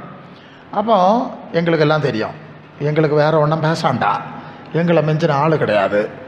நீங்கள் இந்த ரோட்டங்கரையில் தண்ணி அடிச்சுக்கிட்டு அந்த கலுங்கில் உட்காந்துருப்பான் பாருங்கள், அவன்கிட்ட போய் சகோதரா ஏன்டே நீ இப்படி குடிச்சு நாசமாவா, குடும்பத்தை ஏன் இப்படி அவர் குடும்பத்தை நடத்தாண்டாமா நீங்கள் பேசி பாருங்கள். அவன் என்ன சொல்லுவான் தெரியுமா? அவனை விட பரிசுத்தமாக இல்லாத மாதிரி நம்மகிட்ட பேசுவான். நீ என்ன பெரிய யோக்கியனா, என்னை விட யோக்கியமோ, எனக்கு புத்தி சொல்ல வந்துட்டியா நீ? பேசி பாருங்க, பேச முடியாது. அவன் நம்ம விட பெரிய பரிசுத்தவான் மாதிரி அவன் குதிக்க ஆரம்பிச்சிருவான். இதுதான் மோசம். நான் பாவி தான் என்மேல் கிருபை ஆயிரும்னா அவனுக்கு மனம் திரும்புதல் கிருபையும் கிடச்சிருக்க பார்த்து நாங்கள் நிறைய அனுபவங்கள் பார்ப்போம். யாரெல்லாம் தரையில் விழுந்து தாழ்த்துவாங்களோ அவங்களுக்கு ஆண்டவர் கிருபை கொடுக்கார். எங்களுக்கு எல்லாம் தெரியும், எங்களை மிஞ்சி ஒன்றும் கிடையாது. நீ எங்கேருந்து வந்தா பிரசங்கி, சபையில் அப்படியெல்லாம் இருக்கக்கூடிய ஆளுகள் இருந்திருக்கிறாங்க, அந்த காலத்தில் இருந்திருக்காங்க, இப்போ வரும் இருப்பாங்க. ஸோ தங்களுக்கு தெரியாது இன்னும் எத்தனையோ இருக்குங்க, எவ்வளோ ஆழம் இருக்குது. அது உலகத்தில் சொல்கிறாங்க, கற்றது கைமண் அளவு கல்லாதது உலக அளவு. நமக்கு கொஞ்சம் வெளிப்படுத்தியிருக்காரு, கொஞ்சமாக படிச்சிருக்கோம். நிறைவானது என்ன நிறைய இருக்குது, இன்னும் சிலது நமக்கு அறிவுக்கு எட்டாவது எல்லாம் இருக்குது. அல்ல இல்லையோ? அந்த பவுல் சொல்வார், 3ஆம் வானத்துக்கு போனேன், வார்த்தையில் விவரிக்க முடியாத காரியங்களை பார்த்தேன், வாக்கு கடங்காத காரியங்களை கேட்டான்னு தமிழில் மொழிபெயர்த்திருக்கிறாங்க. சரி, அப்போது இப்படிப்பட்ட ஜனங்கள், எனக்கு எல்லாம் தெரியும், எனக்கு யாரும் பற்றி சொல்லப்படாதுங்கிற எருமாப்பு இருக்கக்கூடாது. தங்களுக்கு தெரியாதவையெல்லாம் இல்லைன்னு தூசிக்க இறங்கிடப்படாது. அல்ல இல்லையா? எனக்கு தெரிஞ்சது இவ்வளவு, கேட்டு தெரிஞ்சுக்கிடலாம், ஆண்டவர்கிட்ட கேட்டு தெரிஞ்சுக்கிடலாம், கற்றுக்கொள்ளலாம். இந்த அனுபவம் யாருக்கு இருக்கணும்? சபையாருக்கு, ஆண்டவரை பின்பற்றுகிற பிள்ளைகளுக்கு இருக்கணும். அப்படி தாழ்மை இல்லாமல் அப்படி அது காயினின் வழி. அடுத்தது என்ன சொல்லணும்னா, காயினின் வழியில் நடந்தது அது கீழ்ப்படியாமை. ஆண்டவர் சொல்லி கொடுக்குறார், நீ அது நன்மை செய்தால் மேன்மை இல்லையோ, நீ பாவம் வாசலில் படுத்திருக்கோன்னு சொல்லுதான் நீங்கள் தமிழ் இந்த மொழிபெயர்ப்பை பார்க்குறீங்க. சரியான மொழிபெயர்ப்பு, ரைட் திங். நீ சரியானதை செய்யலை. நேற்று சொன்னேன்ல, நீ விலங்கை கொண்டு வந்து பலி செலுத்தலை, அதுதான் பிரச்சனை. சரியானதை செஞ்சுருந்தா அங்கீகரிக்கப்பட்டிருக்கும், சரியானது செய்யலைன்னா அந்த பாவ நிவாரணம் உண்டாகாது, வாசலில் கிடக்கும், மேற்கொள்ளும். அப்போ என்ன செய், அடுத்த தடவை சரியா செய். அதானே விஷயம். தப்பு பண்ணிட்டுனா அடுத்த ஒரு ஆட்டை கொண்டு வந்து மறுபடி பலி செலுத்திருக்கலாமே, அதை அவன் செய்யலை, அதுதானே பிரச்சனை அங்கே. அப்போ கீழ்ப்படியவில்லை. இதுதான் காயினுடைய வழின்னு சொல்லுது. அவர் கீழ்ப்படியாமை. தேவன் சொல்லி கொடுத்த பிறகு விபரீதா சொல்லுது, உன்னை சொல்லி வழக்கி கொடுத்த பிறகும் ஓ அப்படியா திருப்பியும் ஆபேலுக்கு மேலே கோவம் வந்தவனை கொலை செய்கிறான். சரி, ஆக இது போன்ற காரியம் நம்ம இடத்துல இருக்கக்கூடாது, காயினின் வழியிலே நடக்கக்கூடாது. இது ஒன்று. இது என்னன்னா, தங்களை விட மிஞ்சி ஒன்றும் இல்லைன்னு நினைக்கிறதும், மற்றவங்கள் மூலம் ஆவியானவர் சொல்லுகிற ஆலோசனைக்கு கீழ்ப்படியாமல் இருக்கிறதும் இல்லையா?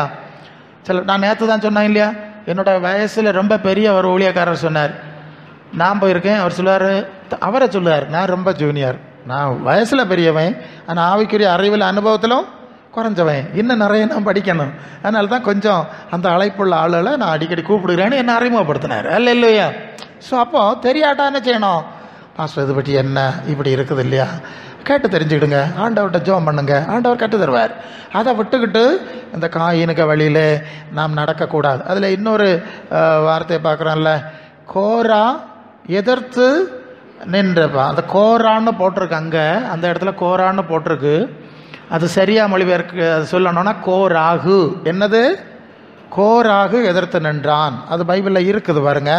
என்ன ஆகுமா, 16ஆம் அதிகாரம் 1-4 வரை உள்ள பகுதியில் அதாவது காயினே கீழ்ப்படியாமல் வந்ததுனால அதையும் பார்க்குறோம். அங்கே மோசே தான் அவர் தான் எல்லா பிரதான ஆசாரியனுக்கும் மேலானவர்.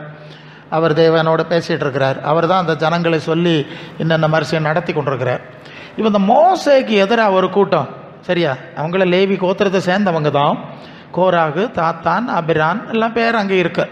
இவங்க ஒரு கூட்டம் கூடி மோசேக்கு விரோதமாக கலகம் பண்ணாரலாம். அது எண்ணாமம் 16 இருந்து 1வது வசனத்திலேருந்தே பார்த்தா அங்கே என்ன சொன்னாங்களா, அது 4ஆம் வசனமாக அது படிங்க. ஜனங்கள் எல்லாரும் பரிசுத்தமானவர்கள், நீங்கள் ஏன் மிஞ்சி போகிறீர்கள்? அது எத்தனை கூட்டம் கூடி நோக்கி அதை வருது. நீங்கள் ஏன் மிஞ்சி போகிறீர்கள்? அதிக பிரசங்கித்தனம் காட்டுகிறீர்கள். சபையார் எல்லாரும் வருகைக்கு ஆயத்தப்பட்டாச்சு, சரம் அடிச்சுட்டு இருக்காவ, பட்ட பட்ட பட்ட பட்ட பட்டா பறக்குக்கு ரெடியாக இருக்காவ. அப்புறம் கர்த்தர் அவங்க நடுவில் இருக்கிறாரே, இப்படி இருக்க கர்த்தருடைய சபைக்கு மேலே உங்களை ஏன் உயர்த்துகிறீர்கள்? மோசே, சரி போதும், அந்த வசனம் அங்கே இருக்குது பார்த்துருங்க. ஊழியக்காரன் மோசே, அவனை தான் கூப்பிட்டார், அவனை பிடிச்சிக்கிட்டு வந்தார், அவனை படிப்பிச்சார், பண்படுத்தினார், நிறைய காரியம் செஞ்சுட்டாக்கும். நீ பார்வனுக்கு முன்னே நில்லு, இந்த கோலை வச்சு அற்புதம் செய்யணும்னு சொல்லி இவன் இந்த பயவை ஒருத்தனை போவே இல்லையா? அங்கே மோசை தானே போனேன், அங்கே போய் நின்று அந்த வார்த்தைகளை சொல்லி மோசை ஆர்வனும் அவளை செங்கடலேருந்து வெளியே, செங்கடலுக்கிட்ட 10 வாதை பார்த்தாச்சு. எகிப்தில் 10 வாதை இல்லையா? எல்லாம் பார்த்த பிறவும் செங்கடல்கிட்ட வந்தோன்னா பின்ன மோசையிட்ட சண்டை. நாங்கள் அங்கேயே செத்து தொலைச்சிருக்கலாம் இல்லையா, இங்கே என்னத்துக்கிட்டா கூட்டிகிட்டு பின்னும் சண்டை. வாழ்க்கை முழுவதும் மோசையிட்ட சண்டை போட்டோம். ஆனாலும் மோசே ஜெபம் பண்ணுனா கர்த்தர் சொன்னார் செங்கடலை பழம். இப்படி தான் மோசே தான் எல்லாம் நடத்திட்டு வர்றான். ஒரு ஒத்த பைசாவுக்கு இன்னும் உதவாது. எல்லா சந்தர்ப்பத்திலையும் மோசே தண்ணி இல்லை, எங்களை என்னத்தை கூட்டிகிட்டு வந்தா, இந்த வனாந்திரத்தில் கீரை உண்டா, கொம்மட்டிக்காய் உண்டா, வெள்ளரிக்காய் உண்டா, நாங்கள் அங்கே இறச்சி சட்டி அண்டையில் இருந்து மனம் பிடிச்சு தின்னு எல்லாம் வசனமாக. நான் பேசுறதெல்லாம் தமாஷை நினச்சப்படாது, நேரம் போயிடும், எனக்கு வந்துக்கிட்டே இருக்கு, அதான் பிரச்சனை. அங்கே எப்படியா இறச்சி சட்டி எட்டி எடுத்துட்டு மனம் பிடிச்சிக்கிட்டு கொம்மட்டிக்காய், கீரை, வெள்ளரிக்காய் எல்லாம் தின்னுட்டு கிடந்தாவலாம். அங்கே நடந்தது என்ன தெரியுமா? இவனுக்கு சரியா சாப்பாடு கொடுக்காம, சம்பளமும் கொடுக்காம வேலை வாங்கினான், குட்டுமையோய் வேலை வாங்கினார். பொறுக்க முடியாமலாக்கம் ஊழ போட்டாவோ, கூக்குரல் போட்டாரு, ஐயோ எங்கள் மறுப்பதாக்கள் இப்படி கிடந்துக்கு எங்களை மதிக்கானவளை, அப்படியெல்லாம் ஊழ. அப்போ கர்த்தர் சொன்னார், என் ஜனத்தாருடைய கூக்குரலை நான் கேட்டேன். அல்ல இல்லையா? அப்படி மோசையிட்ட சொல்லார். எல்லாம் எடுத்த நேரம் போயிடும். டேய் நீ போ, அதில் எப்படியா வெளியே கொண்டு வாங்க, சவிட்டி மிதிக்கிறான் போட்டு. இப்படியாக்கா எகிப்தில் இருந்தது. இப்போ வனாந்திரத்தில் பேசுறது என்னன்னா, நாங்கள் இறச்சி அது வேறு இடத்துல இருக்குது, ஓகே இதெல்லாம் சத்து வசனம் தான், எடுத்த நேரம் போயிடும். அப்படி எல்லாவற்றுக்கும் மோசைக்கு எதிராக முறைக்கு ஒரு வயலாகுது. மோசே அங்கே எகிப்தில் 10 அற்புதத்தை கர்த்தர் ஒன்றை கொண்டு செய்தார் இல்லப்பா, இல்லையா? செங்கடலை ஒன்றை கொண்டு தானே வழியை உண்டாக்குனார் இல்லையா? இந்த மன்னா நீ ஜெபம் பண்ணி தானே வந்தது. இப்பவும் போய் கர்த்தருடைய சமூகத்தில் நெல்லு, எங்களுக்காக ஜெபம் பண்ணு, கர்த்தர் உதவி செய்வார். ஒரு பயம் சொல்ல இல்லை. இப்போ புரியுதா நான் சொல்லுது? தாங்க ஒரு ஆளும் இல்லை, நீ ஜெபம் பண்ணப்பா, அல்ல நாங்களும் கூட வர எல்லாரும் சேர்ந்து ஒன்று ஜெபம் பண்ணோம், ஒரு வார்த்தை சொல்ல இல்லையே. கடைசியார ஒரு கருத்து ஒரு சூழ்நிலையில் மோச சொன்னேன், நீங்கள் ஏன் கர்த்தரை பரீட்சை பார்க்குறீர்கள்? கொள்ளாமா இல்லை, இத்தனை காரியம் செஞ்சார்ல. இப்படிப்பட்டவனவளாக்கும் அந்த கூட்டத்தை சேர்ந்தவனவளாக்கும் நின்றுட்டு நீங்கள் ஏன் வெஞ்சி போகிறீர்கள்? நீங்கள் அதிக பிரசங்கிகள், சபையெல்லாம் வருகைக்கு ஆயத்தப்பட்டு பறந்துக்கிட்டே இருக்கிறார்கள், சரவடிச்சுக்கிட்டு இருக்கிறார்கள். நீங்கள் மிஞ்சி பேசுகிறீர்கள், அதிக பிரசங்கித்தனா நீங்கள் உங்களை உயர்த்துகிறீர்கள். மோசைக்கு சங்கடம் ஆகி போச்சு. அவன் பதிலே பேசலை, நேராக போய் கர்த்தருடைய சமூகத்தில் விழுந்து கிடந்துட்டான், கீழே விழுந்துட்டான். பேச்சும் கிடையாது, மூச்சும் கிடையாது. அப்படி தான் அங்கே எழுதியிருக்கு. பிறகு கர்த்தர் வந்தார், எலும்பு என்ன காரியம் இப்படியா, அந்த பவளஞ்ச வரைச்சல், அவனுக்கு தூப கலசத்தை எல்லாம் போட்டுட்டு பெரிய ஆசாரியமாரா அவனு வரைச்சல், அவனை அந்நிய அக்கினியை போட்டு கொண்டு வந்தான். கொஞ்சம் வேறு அழிஞ்சான், அந்நிய அக்கினியில் கொண்டு வந்தவங்க. மீதி உள்ளவர்கள் பூமி பிளந்து, அங்கே இருக்குல்ல 32, 35 அந்த வசனங்கள், அதே அதிகாரம்தான். பூமி பிளந்து 32 பூமி பிளந்து ஒரு கூட்டம் போச்சு, மிச்சம் கொஞ்சம் இருந்தது. கர்த்தருடைய சமூகத்தில் இந்த அக்கினி பட்சித்து அவர்கள் அழிந்து போனார்கள். இவ்வளவுதான். அப்போது இதுதான் கோரா எதிர்த்து பேசினது. இப்போ புரியுதா? அது கோராகு, அங்கே கோரான்னு சொல்லியிருக்கு. இப்படிப்பட்ட காரியங்கள் உண்டு. அப்படியெல்லாம் நம்ம இருக்கக்கூடாது. பரலோகத்தின் தேவன் என்ன சொல்கிறாரோ தாழ்மையாக கேட்டு கற்றுக்கொண்டு ஜெபம் பண்ணி அப்படியே போயிட வேண்டியதான். ஊழியக்காரர்கள் ஏதாவது தப்பு செய்தால் அதை ஆண்டவர் விசாரிப்பாரா மாட்டாரா? அதுதான் பிரச்சனை. வேலை அவருக்கு வேலைக்காரன் இல்லையா? எஜமானுக்கே அவன் நின்றாலும் விழுந்தாலும் எஜமானுக்கே உத்தரவாதி. எல்லாம் வசனம் தான். சரி. ஸோ இந்த அனுபவங்கள், அந்த எதிர்த்து பேசுதல், கீழ்ப்படியாமை அந்த சப்ஜெக்டில் வருது. மோசைக்கு கீழ்ப்படிஞ்சு போயிருக்கணும், கீழ்ப்படிஞ்சு போகவில்லை. இன்னொரு சம்பவத்தை நம்ம எண்ணாமல் 12:1 இருந்து நம்ம படித்தா நம்ம பார்க்குறோம். அது என்னன்னா கவனிங்க, கீழ்ப்படியாமை ஏதேனில் ஆரம்பித்து உலகம் முடியது வரைக்கும் தொடர்ந்துகிட்டே இருக்குது. ஏன்னா அந்த பிசாசு இன்னும் உயிரோடே இருக்கிறான். அதனால தான் பிசாசுக்கு இடம் கொடாதிருங்கள் என்று சொல்லி எபேசு சபை விசுவாசிகளுக்கு எழுதியிருக்கு. நீ பிசாசுக்கு இடம் கொடுத்தா ஒன்றை கொடைவான், யூதாஸ் இடம் கொடுத்தா யூதாஸை பயன்படுத்தினான் இல்லையா? அப்போது இந்த கீழ்ப்படியாமைன்னு சொல்லக்கூடிய பாவம் முடிஞ்சிட்டுன்னு நினச்சிடப்படாது. அது இன்னும் அது நம்மை தொடரக்கூடிய விஷயம்ங்கிற விழிப்பு நமக்கு இருக்க வேண்டும். அல்லேலூயா. அதுக்கு தான் சொன்னேன் 4:27 எபேசியர் 4:27 பிசாசுக்கு இடம் கொடாமல் இருக்கு. எபேசிய சபை ஒரு நல்ல சபை, ஆவிக்குரிய, நீங்கள் வாசித்து பார்த்தா தெரியும், அதில் உள்ள செய்தியெல்லாம் ரொம்ப ஆழமாக இருக்குது. அப்படிப்பட்ட சபைக்கு நீங்கள் பிசாசுக்கு இடம் கொடுத்துடாதீங்க விசுவாசிகளே. சரிதானே. நீங்கள் எப்படியாவது ஏதாவது ஒரு கள்ளத்தனம் பேசுவான், அவன் தந்திரமாக பேசினவன் தானே. அப்படி சொன்னாரோ, தின்னப்படாது சொன்னாரோ, அவனுடைய தந்திரங்கள் அறியாதவள் அல்லவே. ஆமாம், அவனுடைய தந்திரங்களை ஏற்று நிற்கணும். அது 2 கொரிந்தியர் 11:3 ஏவாளை சர்ப்பமானது ஏவாளை வஞ்சித்தது போல உங்கள் மனசும் கிறிஸ்துவை பற்றிய உண்மை நின்று கெடுக்கப்படுமோ என்று பயந்துருக்கிறேன். சபையை பிசாசு கெடுக்கிறதுக்கு வருவான், தந்திரமாக வருவான். அப்படி தானே? பற்றியெல்லாம் தந்திரம் அங்கே செய்ததை இன்னும் செய்வான். சபை இருக்குது வரை செய்வான், உலகம் முடி வரை செய்வான். அதில் நிறைய இருக்குது, எல்லாம் போகல. நம்ம அதில் சிக்கப்படாது. ஏன்னா அந்த தந்திரத்தில் வீழ்ந்த சம்பவம், கீழ்ப்படியாமை, அதன் விளைவெல்லாம் பார்த்துருக்கோம். இது திருப்பி வரக்கூடாது அந்த சப்ஜெக்ட். அதனால தான் கொஞ்சம் விளக்கமாக பார்க்குறோம். இப்போ நம்ம எண்ணாகமம் 12:1 10 வரை போனால் அங்கே ஒரு சம்பவம். இங்கே மோசேக்கு எதிராக இன்னொரு பிரச்சனை வந்தது. அது என்ன பிரச்சனை? மோசேயின் சகோதரியாகிய மிரியாம். யார்? மெரியாமும் சகோதரனாகிய ஆரோனும். அடுத்த ஒரு கூட்டம் கூடிக்கிட்டே இருப்பா போல இருக்கு இல்லையா? ஒன்றை மாதிரி புது கூட்டங்கள் கூடுவாங்க. நான் நிறைய சபைகளில் பல சூழ்நிலையெல்லாம் கடந்து வரவேன், எனக்கு தெரியும் கூட்டங்கள் கூடுது. இப்போது மெரியா அவளுக்கு குற்றச்சாட்டு தெரியுமா? மோசே மீதியான் தேசத்து ஒரு ஸ்திரியை மனைவியாக கூட்டிகிட்டு தெரியான். இதுதான் பிரச்சனை. அவள் அந்நிய ஜாதிக்காரியான், யூத லேவி கோத்திரத்தை சேரே இல்லையா? அவன் மீதியான் தேசத்துக்கு ஓடி போனான், மாமனார் வீட்டில் இருந்தான், அங்கே விவாகம் பண்ணான், பிள்ளைகள் இருந்தார்கள். ஆடு மேய்ச்சிட்டு இருக்கவளை தான் கர்த்தர் போய் சந்தித்தார். 2வது அதானே உண்மை, சந்தித்தார். இப்போ வெஞ்சாதியை விட்டுட்டு வான்னு கர்த்தர் சொல்லலை இல்லையா? அப்போ போனால் நீங்கள் வச்சுடுங்க, நான் கர்த்தர் போகிறார். பிறகு அந்த மாமனார் பிள்ளையும் மனைவியும் கொண்டு விடுகிறார் வழியில், எல்லாம் அங்கே இருக்குது. இப்போ பிள்ளை மனைவியை தள்ளி இருந்த கர்த்தர் சொன்னாரா? முகமாக இல்லையா அவன்கிட்ட பேசிகிட்டு இருக்காரு. அவர் சொல்லாத உடனே நீ என்னத்துக்கு போய் அங்கே வச்சு நோண்ட போகிற நீ? அவருக்கு தெரியும், அவர் சொல்லி தகுதிப்படுத்தி தகுதியாக தான் கூட்டிகிட்டு நடக்கார். இப்போ மெரியாம் தீர்க்க தரிசனின்னு சொல்லிட்டா இல்லையா? இவளுக்கு தீர்க்க தரிசனம் வந்துட்டு வெளிப்பாடு கள்ள பிசாசு இடையில அவள் தீர்க்க தரிசனம் இருக்குது. உடனே இப்படி சொல்லி 2 பேரும் வந்து முறமுறத்தார்கள். ஒரு மனைவியை கூட்டிகிட்டு தெரியா அந்நிய ஜாதிக்காரியாகும் அப்படின்னா திருப்பியும் அவனுக்கு என்ன செய்யாது? கர்த்தருக்கு முன்பு விழுந்தான் கிடக்கணும். அங்கே போனோம். கர்த்தருக்கு கோபம் உண்டாயிட்டு அவர் என்ன சொன்னார்னா, அந்த வசனத்தை படிங்க. நீங்கள் என் தாசனாகிய மோசேக்கு விரோதமாய் பேசுவதற்கு பயப்படாமல் போனதுன்னா என்னாகுமா? 12ஆம் அதிகாரத்தில் நான் அவனுடைய மறைபொருளாக அல்ல, முகமுகமாகவும் பிரத்யட்சமாயும் பேசுகிறேன். அவன் கர்த்தரின் சாயலை காண்கிறான். இப்படி இருக்க என் தாசனாகிய மோசேக்கு விரோதமாய் பேச உங்களுக்கு என்ன நினச்சிருக்குது நீங்கள்? நான் அவனை தனியாக மலையில் கூப்பிட்டு பேசுவேன், முகமுகமாக பேசுவேன், என் சாயலை காணுவானா அவரே சொல்ல. என் வார்த்தையை கேட்குறான். என்னடா நினச்சிருக்குது நீங்கள்? கட்டாப்பட்டான்னு 2-3 அந்நிய பாஷை பேசிட்டோன்னா, 2-3 தீர்க்க தரிசனம் சொல்லிட்டோன்னா நீங்கள் எல்லாம் ஊழியங்களில் வர கரியாகும். இங்கே வரதா தெரியாது. உங்களுக்கு ஏன் பயம் இல்லாமல் போனது என்ன நினச்சிருக்குது நீங்கள்? அப்படி கோபத்தில் போயிட்டார். திரும்பி பார்த்தா மெரியாம் உறைந்த மழையின் வெண் குஷ்டரோகியாய் மாறி போனாள். சரியா? என்னாச்சு? அங்கே இருக்குது, எல்லாம் அங்கே இருக்குது. குஷ்டரோகியாய் திடீர்னு குஷ்டரோகி ஆகிட்டான். குஷ்டரோகியானா என்ன செய்யணும்? அவளை பாளையத்தை விட்டு ஒதுக்கி வைக்கணும், உள்ளே வர விடப்படாது. குஷ்டரோகிகளுக்கு வரப்படாது, வெளியே வேலைக்கு புறத்துன்னு பறையது போலே அங்கே கொண்டு வச்சாச்சு. எவ்வளவு நாள் பின்ன மோசை போய் விழுந்து கிடக்கான். தெய்வம் எப்படி ஆகி போச்சேன்னா இப்போது ஜாலியாக பாரு, எனக்கு தெரியும். 1 வாரம் அவள் குஷ்டரோகியாட்டே இருக்கட்டும். மிரியாம் குஷ்டரோகியாக இருக்கான்னு எல்லாருக்கும் தெரியணும். யாருக்கு தெரியணும்? இஸ்ரவேல் சபையில் எல்லாருக்கும்.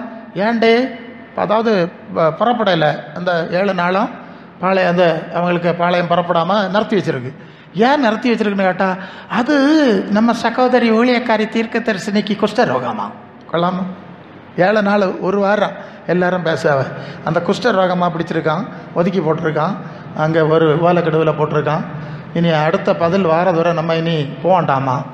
அதான் எல்லா ஜனங்களுக்கும் தெரியும், ஒரு மோசைக்கு வருவதும். அதான் சொன்னார்ல, பயம் இல்லாமல் போன என்ன எல்லார் மத்தியிலும் தெரிய வச்சு 1 வாரம் வச்சு அதுக்கப்புறம் தான் கூட்டிகிட்டு போனார். அல்லேலூயா.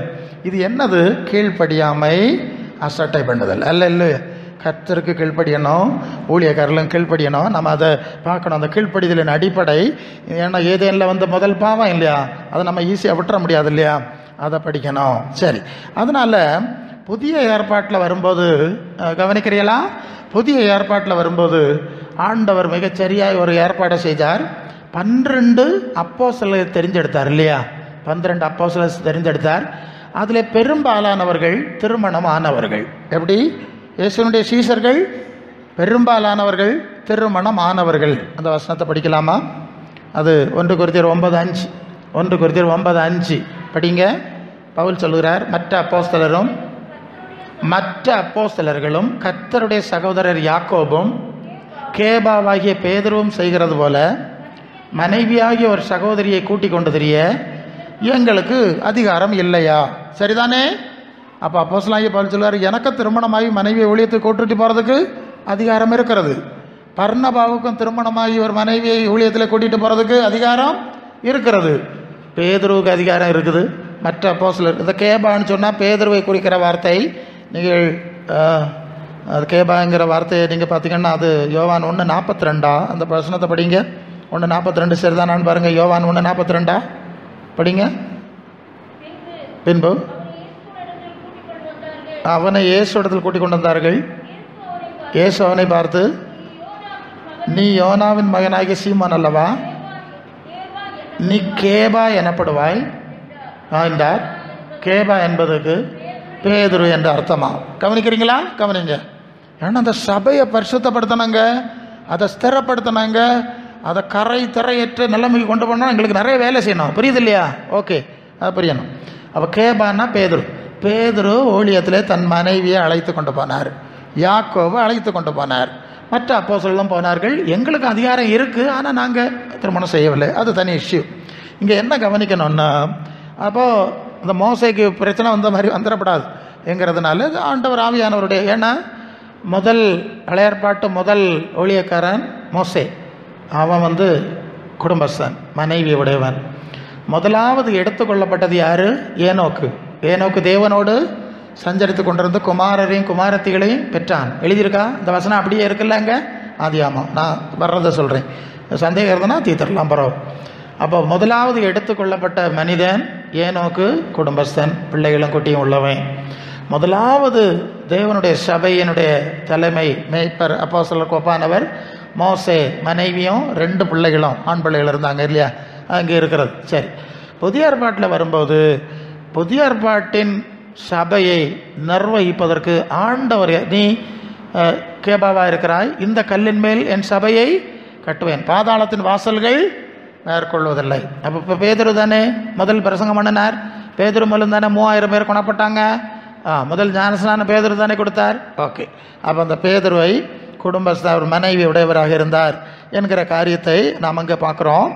நீங்கள் 1 தீமோத்தேயு 3:2 படிங்க. 1 தீமோத்தேயு 3:2 நீங்கள் படிக்க வேண்டும். ஏன்னா ஒரு சபையை நடத்துகிற விதம். ஆகையால் கண்காணி, உங்களை எல்லாம் கண்காணிக்கிற மேய்ப்பரானவர், குற்றஞ்சாட்டப்படாதவன், ஒரே மனைவியுடைய புருஷன், ஜாக்கிரதை உள்ளவன், தெளிந்த புத்தி உள்ளவன், அந்நியரை உபசரிக்கிறவன், போதக சமர்த்தனமாக இருக்க வேண்டும். சரி, ஒரே மனைவியோட யார்? சபை மேய்ப்பர், பாஸ்டர். உங்களுக்கு ஒரு சின்ன விளக்கம் நான் தருவேன், ஒரு 2 வசனம் சொல்லிட்டு 13 படிக்க. 13 1 தீமோத்தேயு 3 உதவி ஊழியம் அசிஸ்டன்ட் பாஸ்டர்ஸ் இருக்கிறவர்கள், நன்றாய் செய்கிறவர்கள். 3:13 தானே? 1 தீமோத்தேயு 3:13 படிங்க. சரி, அவனும் மனைவி ஒரே மனைவியுடைய புருஷனும் எத்தனை வசனம் அது? 12 சொல்லுங்க. ஆனவர்கள் ஒரே மனைவியுடைய புருஷன் பிள்ளைகளை சொந்த குடும்பத்தையும் நன்றாய் நடத்துகிறவருமாய் இருக்க வேண்டும். உதவிக்காரருடைய வேலை செய்யலாம். அப்போ பார்த்தீங்களா அசிஸ்டன்ட் பாஸ்டர் எப்படி இருக்கணும் ஏங்கிறது அந்த பகுதியில் சொல்லியாச்சு. இப்போ 5ஆம் வசனம் படிங்க பார்ப்போம். இடையில 3:5 தன் சொந்த குடும்பத்தை நடத்த அறியாதிருந்தால் தேவனுடைய சபையை எப்படி மேய்ப்பான்? புரிஞ்சுட்டா? நல்ல கவனிங்க, எல்லோரும் கவனிங்க. ஒரு ஆழமான ஒரு புரிதல் உங்களுக்கு சொல்லணும்னு நினைக்கிறேன். எபேசியர் 4ஆம் அதிகாரத்தில் அந்த சபை, கிறிஸ்துவின் சபையை நிர்வகிப்பதற்கு 5 விதமான ஊழியக்காரர்களை ஏற்படுத்தினார் என்று சொல்லி எபேசியர் 4ஆம் அதிகாரத்தில் கொஞ்சம் கீழே வாங்க, அந்த நம்ம கொஞ்சம் ஷார்ட்டாக போகலாமா? 13 அவர் சிலரை அப்போஸ்தலர், சிலரை தீர்க்கதரிசி, சிலரை சுவிசேஷர், சிலரை மேய்ப்பர், சிலரை போதகர். இப்போ எத்தனை ஊழியக்காரர்கள் சொல்லியிருக்கு? 5 பேர் சொல்லியிருக்கு. இந்த 5 பேரில் மேய்ப்பர்னு ஒரு குறிப்பிட்ட ஒரு கேட்டகரி ஊழியக்காரர்கள் சொல்லியிருக்குல்ல. இந்த மேய்ப்பர்கள் கண்டிப்பாக திருமணமானவராய் குடும்பம் நடத்துகிறவராய் இருக்க வேண்டும். அல்லேலூயா. சரியா? அப்போஸ்தலர்கள் குடும்பமாயும் இருக்கலாம், இல்லாமல் இருக்கலாம்.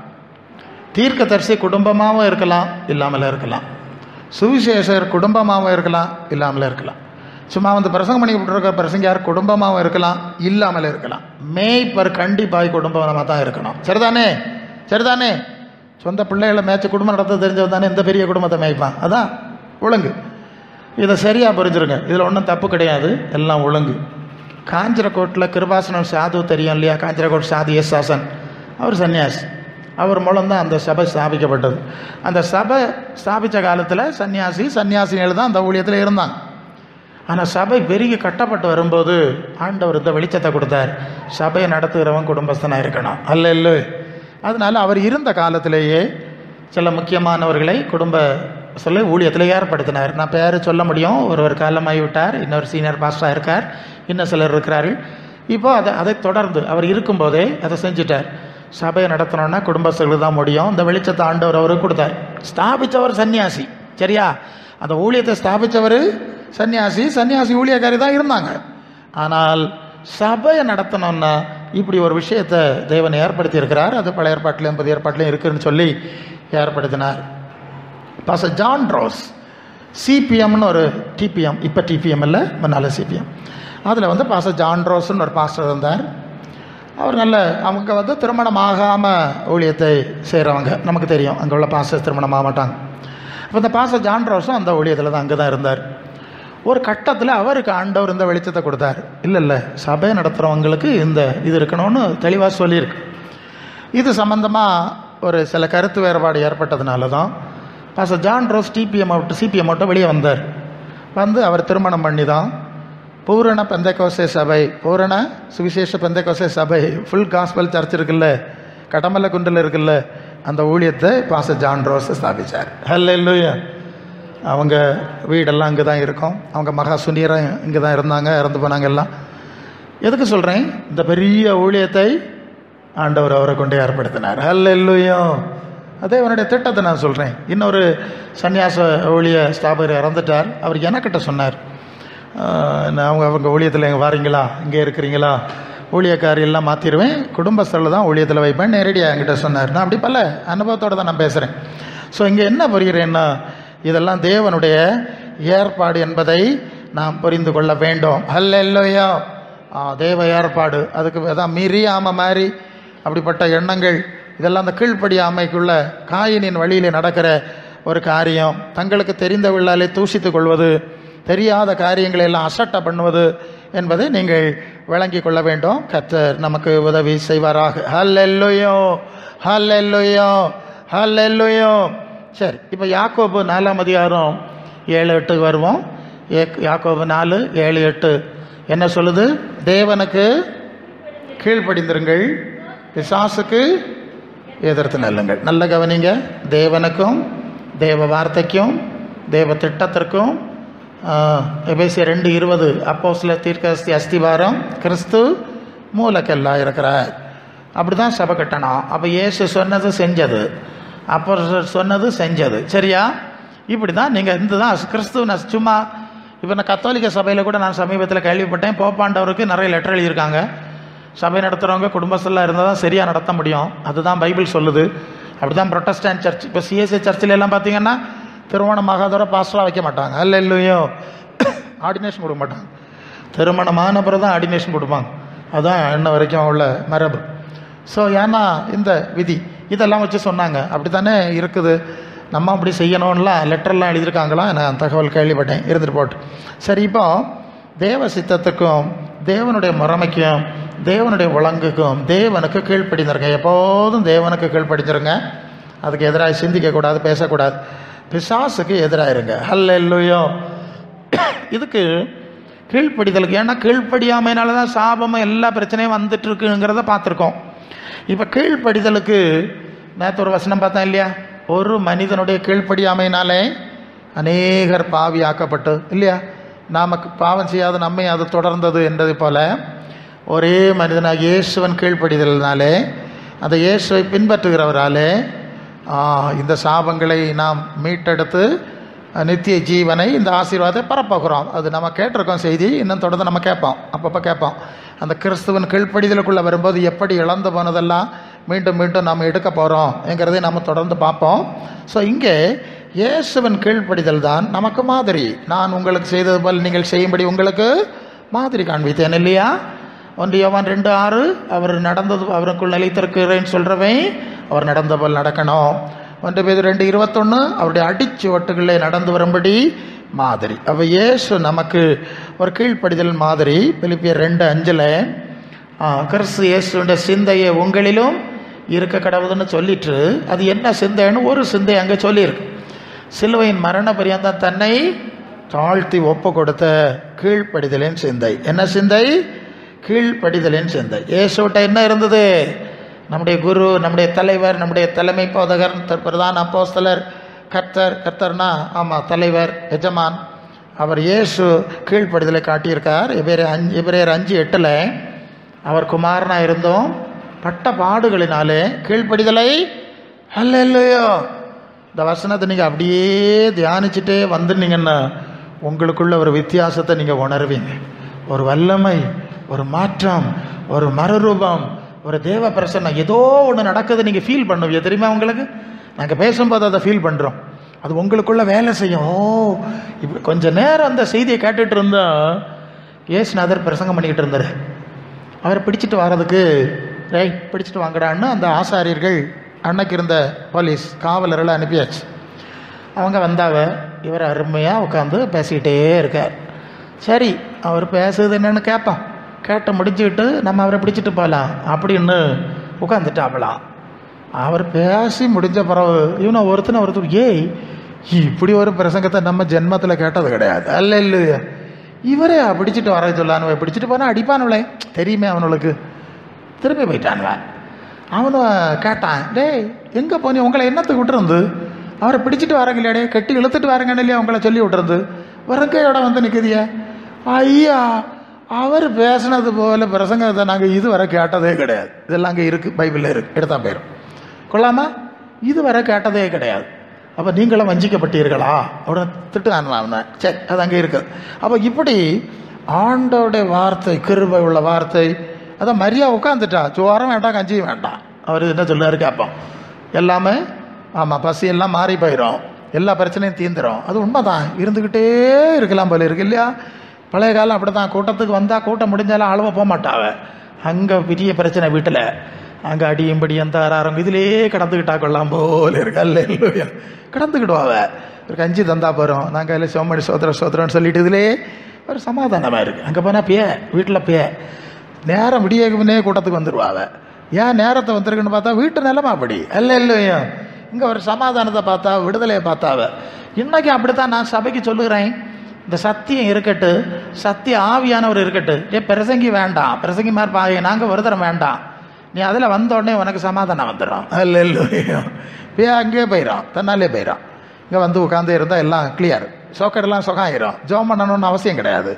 பேதுரு பிரசங்கம் பண்ணிக்கிட்டே இருந்தார், பரிசுத்த இறக்கிட்டார். அல்ல அதான் அதுக்கு என்ன காரணம் சொல்லுனே. பழைய ஏற்பாட்டில் கிருபாசனம்னு ஒரு பாக்ஸ் இருக்குது, பெட்டி. கிருபாசனம்னா ஒரு பெட்டி. இந்த பக்கத்தில் அதுக்கு உள்ளால் என்ன இருக்குது, பொன் பாத்திரம், அதில் மன்னாவை கொஞ்சம் வச்சுருக்கு, ஆரோனுக்கு தொழுத்த கோல் வச்சுருக்கு, அந்த 10 கட்டளை எழுதின கற்பலகை அதுக்கு உள்ளே வச்சுருக்கு. போட்டியாச்சு. 2 மூடி, இது மூடினவங்க. இந்த பக்கத்தில் ஒரு கேரூபின் செரவை விரிச்சிட்டு இருக்க மாதிரி இந்த பக்கத்தில் வச்சுருக்கு. இதுக்கு இடையில ஒரு இடவழி இருக்கும், ஒரு இடவழி ஸ்பேஸ். இதுக்கு பேர் கிருபாசனம்னு பேர். அல்ல இதில் தான் தேவன், ஆவியாக இருக்கிற தேவன் பிரசன்னமாக இருப்பாராம். இதுக்கு பேர் தான் கிருபாசனம். இந்த கிருபாசனம் இங்கே இருந்தால் அங்கே இருந்து இந்த கிருபாசனத்துக்கு நேராக கையை நீட்டி ஜெபம் பண்ணுனா இங்கே இருந்தவர்களுக்கு ஆசீர்வாதம் போகுமா. அதாக அந்த ஆசரிப்பு கூடாரத்தினுடைய அடிப்படை. இல்லையோ இப்போ இங்கே இது இப்போ கிருபாசனம் 2 பேர் 3 பேருக்கு அவர் நடுவில் நான் இருக்கிறேன்னு சொல்லிட்டார். அப்போ தேவ சபையிலே தேவன் எழுந்தருளி இருக்கிறார்னு பாட்டெல்லாம் பாடுவோம் இல்லையா, தேவ சபையிலே தேவன் எழுந்தருளி இருக்கிறார். ஸோ இதை இங்கே உருவாக்கணும். இதுதாங்க நம்ம தேவை. அதான் இங்கே இந்த நடனம், நாட்டியம், கூத்து இதெல்லாம் வைக்கப்படாதுன்னு சொல்லுவேன். இது தேவ பிரசனை இருக்க வேண்டிய பயம், பக்தி, தாழ்மை, பரிசுத்தம். வேறு எதோ ஒன்றுனா ரோட்டுக்கு போங்க, அந்த பக்கம் போங்கன்னு சொல்லுவேன். இல்லை இதை எப்போ பார்த்தாலும் ஒரு பயபக்தியாய் நம்ம கையாள வேண்டும். சரி, அப்போ தேவ பிரசன்னம் அங்கே இருக்கிறது என்பதை நாம் அறியணும். அப்போ ஆண்டவர் அவர் நம்மை கீழ்ப்படிந்து பாடுபட்டு அளவுக்கு, பாடுபடுகிற அளவுக்கு அவர் கீழ்ப்படிந்து மாதிரியை காண்பித்தார். அல்லேலூயா. நீங்கள் எபேசியர் 5:24 வரும்போது படிங்க. எபேசியர் 5:24 சபையானது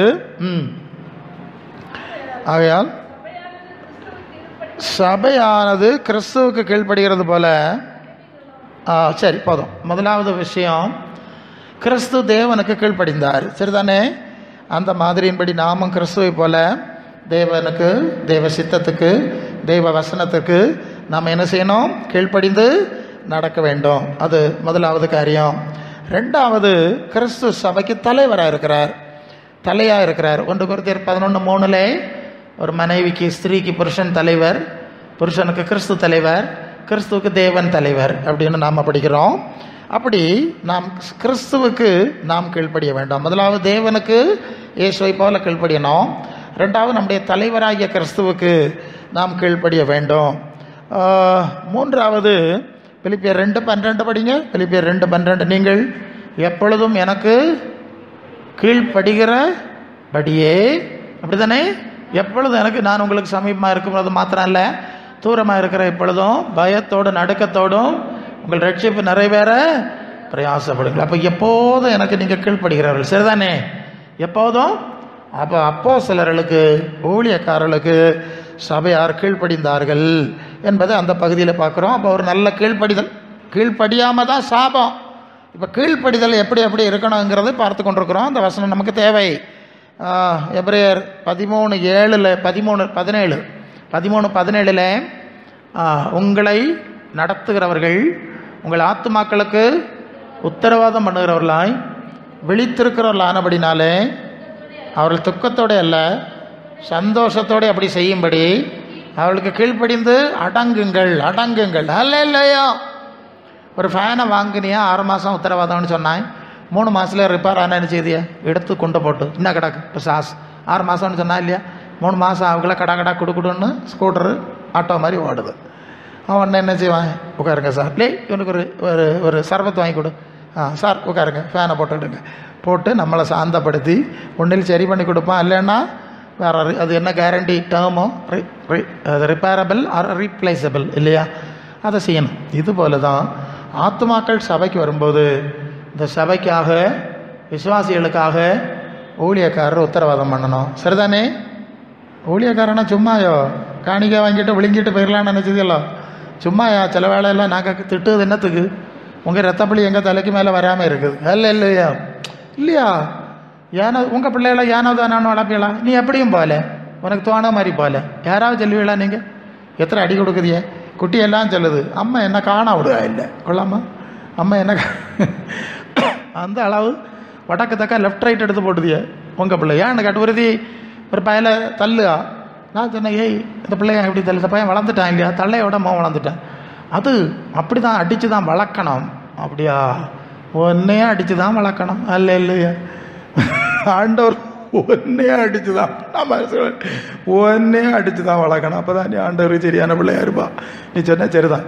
அப்போ இது மாதிரி அப்போ உத்தரவாதம் பண்ணுங்கன்னா என்னென்னு தெரியுதா? இப்போ டிவி பிரசங்க மாதிரிலாம் வயிற்று பழைப்புக்காக வேண்டி உங்களை ஏமாற்றி பழச்சியான் அல்ல இல்லையா? அடுத்த வீட்டுக்காரன் சொல்லலாம் இல்லையா, வாரியா குவார்டர் அடிப்பாமா, நமக்கு ஷேர் பண்ணிக்கலாம், பங்கு போடலான்னு கூட்டிகிட்டு போவான், கள்ள வலிக்கெல்லாம் கொண்டு போவான். அடுத்த வீட்டுக்காரன் அவன் என்ன பிள்ளைய கெடுக்கான், சொந்த தகப்பனந்தெல்லாம் ஈஸியாக செய்ய மாட்டான் இல்லையா?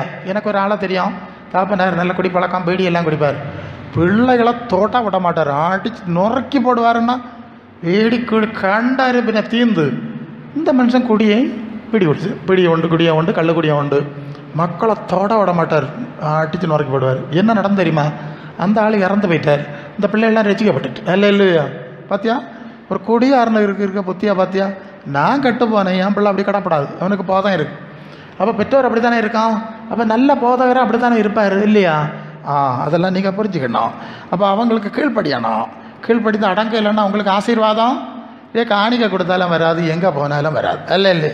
சிலர் நினச்சிக்கிடுது, ஆமாம் ஊழியக்காரில் வருத்தப்படுத்திக்கிட்டு காணிக்கை கொடுத்து வேண்டிக்கிடலான்னு. எந்த வாங்குவேன்? அவர் கேட்பார், விட்டலே எப்படி அந்த ஆள் எப்படின்னு ஆண்டவர் கூப்பிட்டு கேட்பார். நீ இல்லையா இன்சார்ஜ், பொறுப்பு நீ இல்லையா? இங்கே கேட்பார், எப்படி டை உன்னிட்ட எப்படி? அவர் கேட்பார், ஓ நான் வச்ச வேலைக்காரன், நான் வச்ச ஊழியக்காரன்கிட்ட இதெல்லாம் காட்டிட்டு நீ இஞ்சோடி வந்தியோ, வா த்ரூ ப்ராப்பர் சேனல், அங்கோடி வா, அப்படி வா, நான் அங்கே இல்லையா வச்சேன், பெரிய பிரச்சனை பாருங்க. அதனால கீழ்படி தான் அடங்கணுமா, இல்லைன்னா சங்கடமா, அது நல்லா இருக்காதான், ஆசீர்வாதமாக இருக்காது அல்ல இல்லையோ?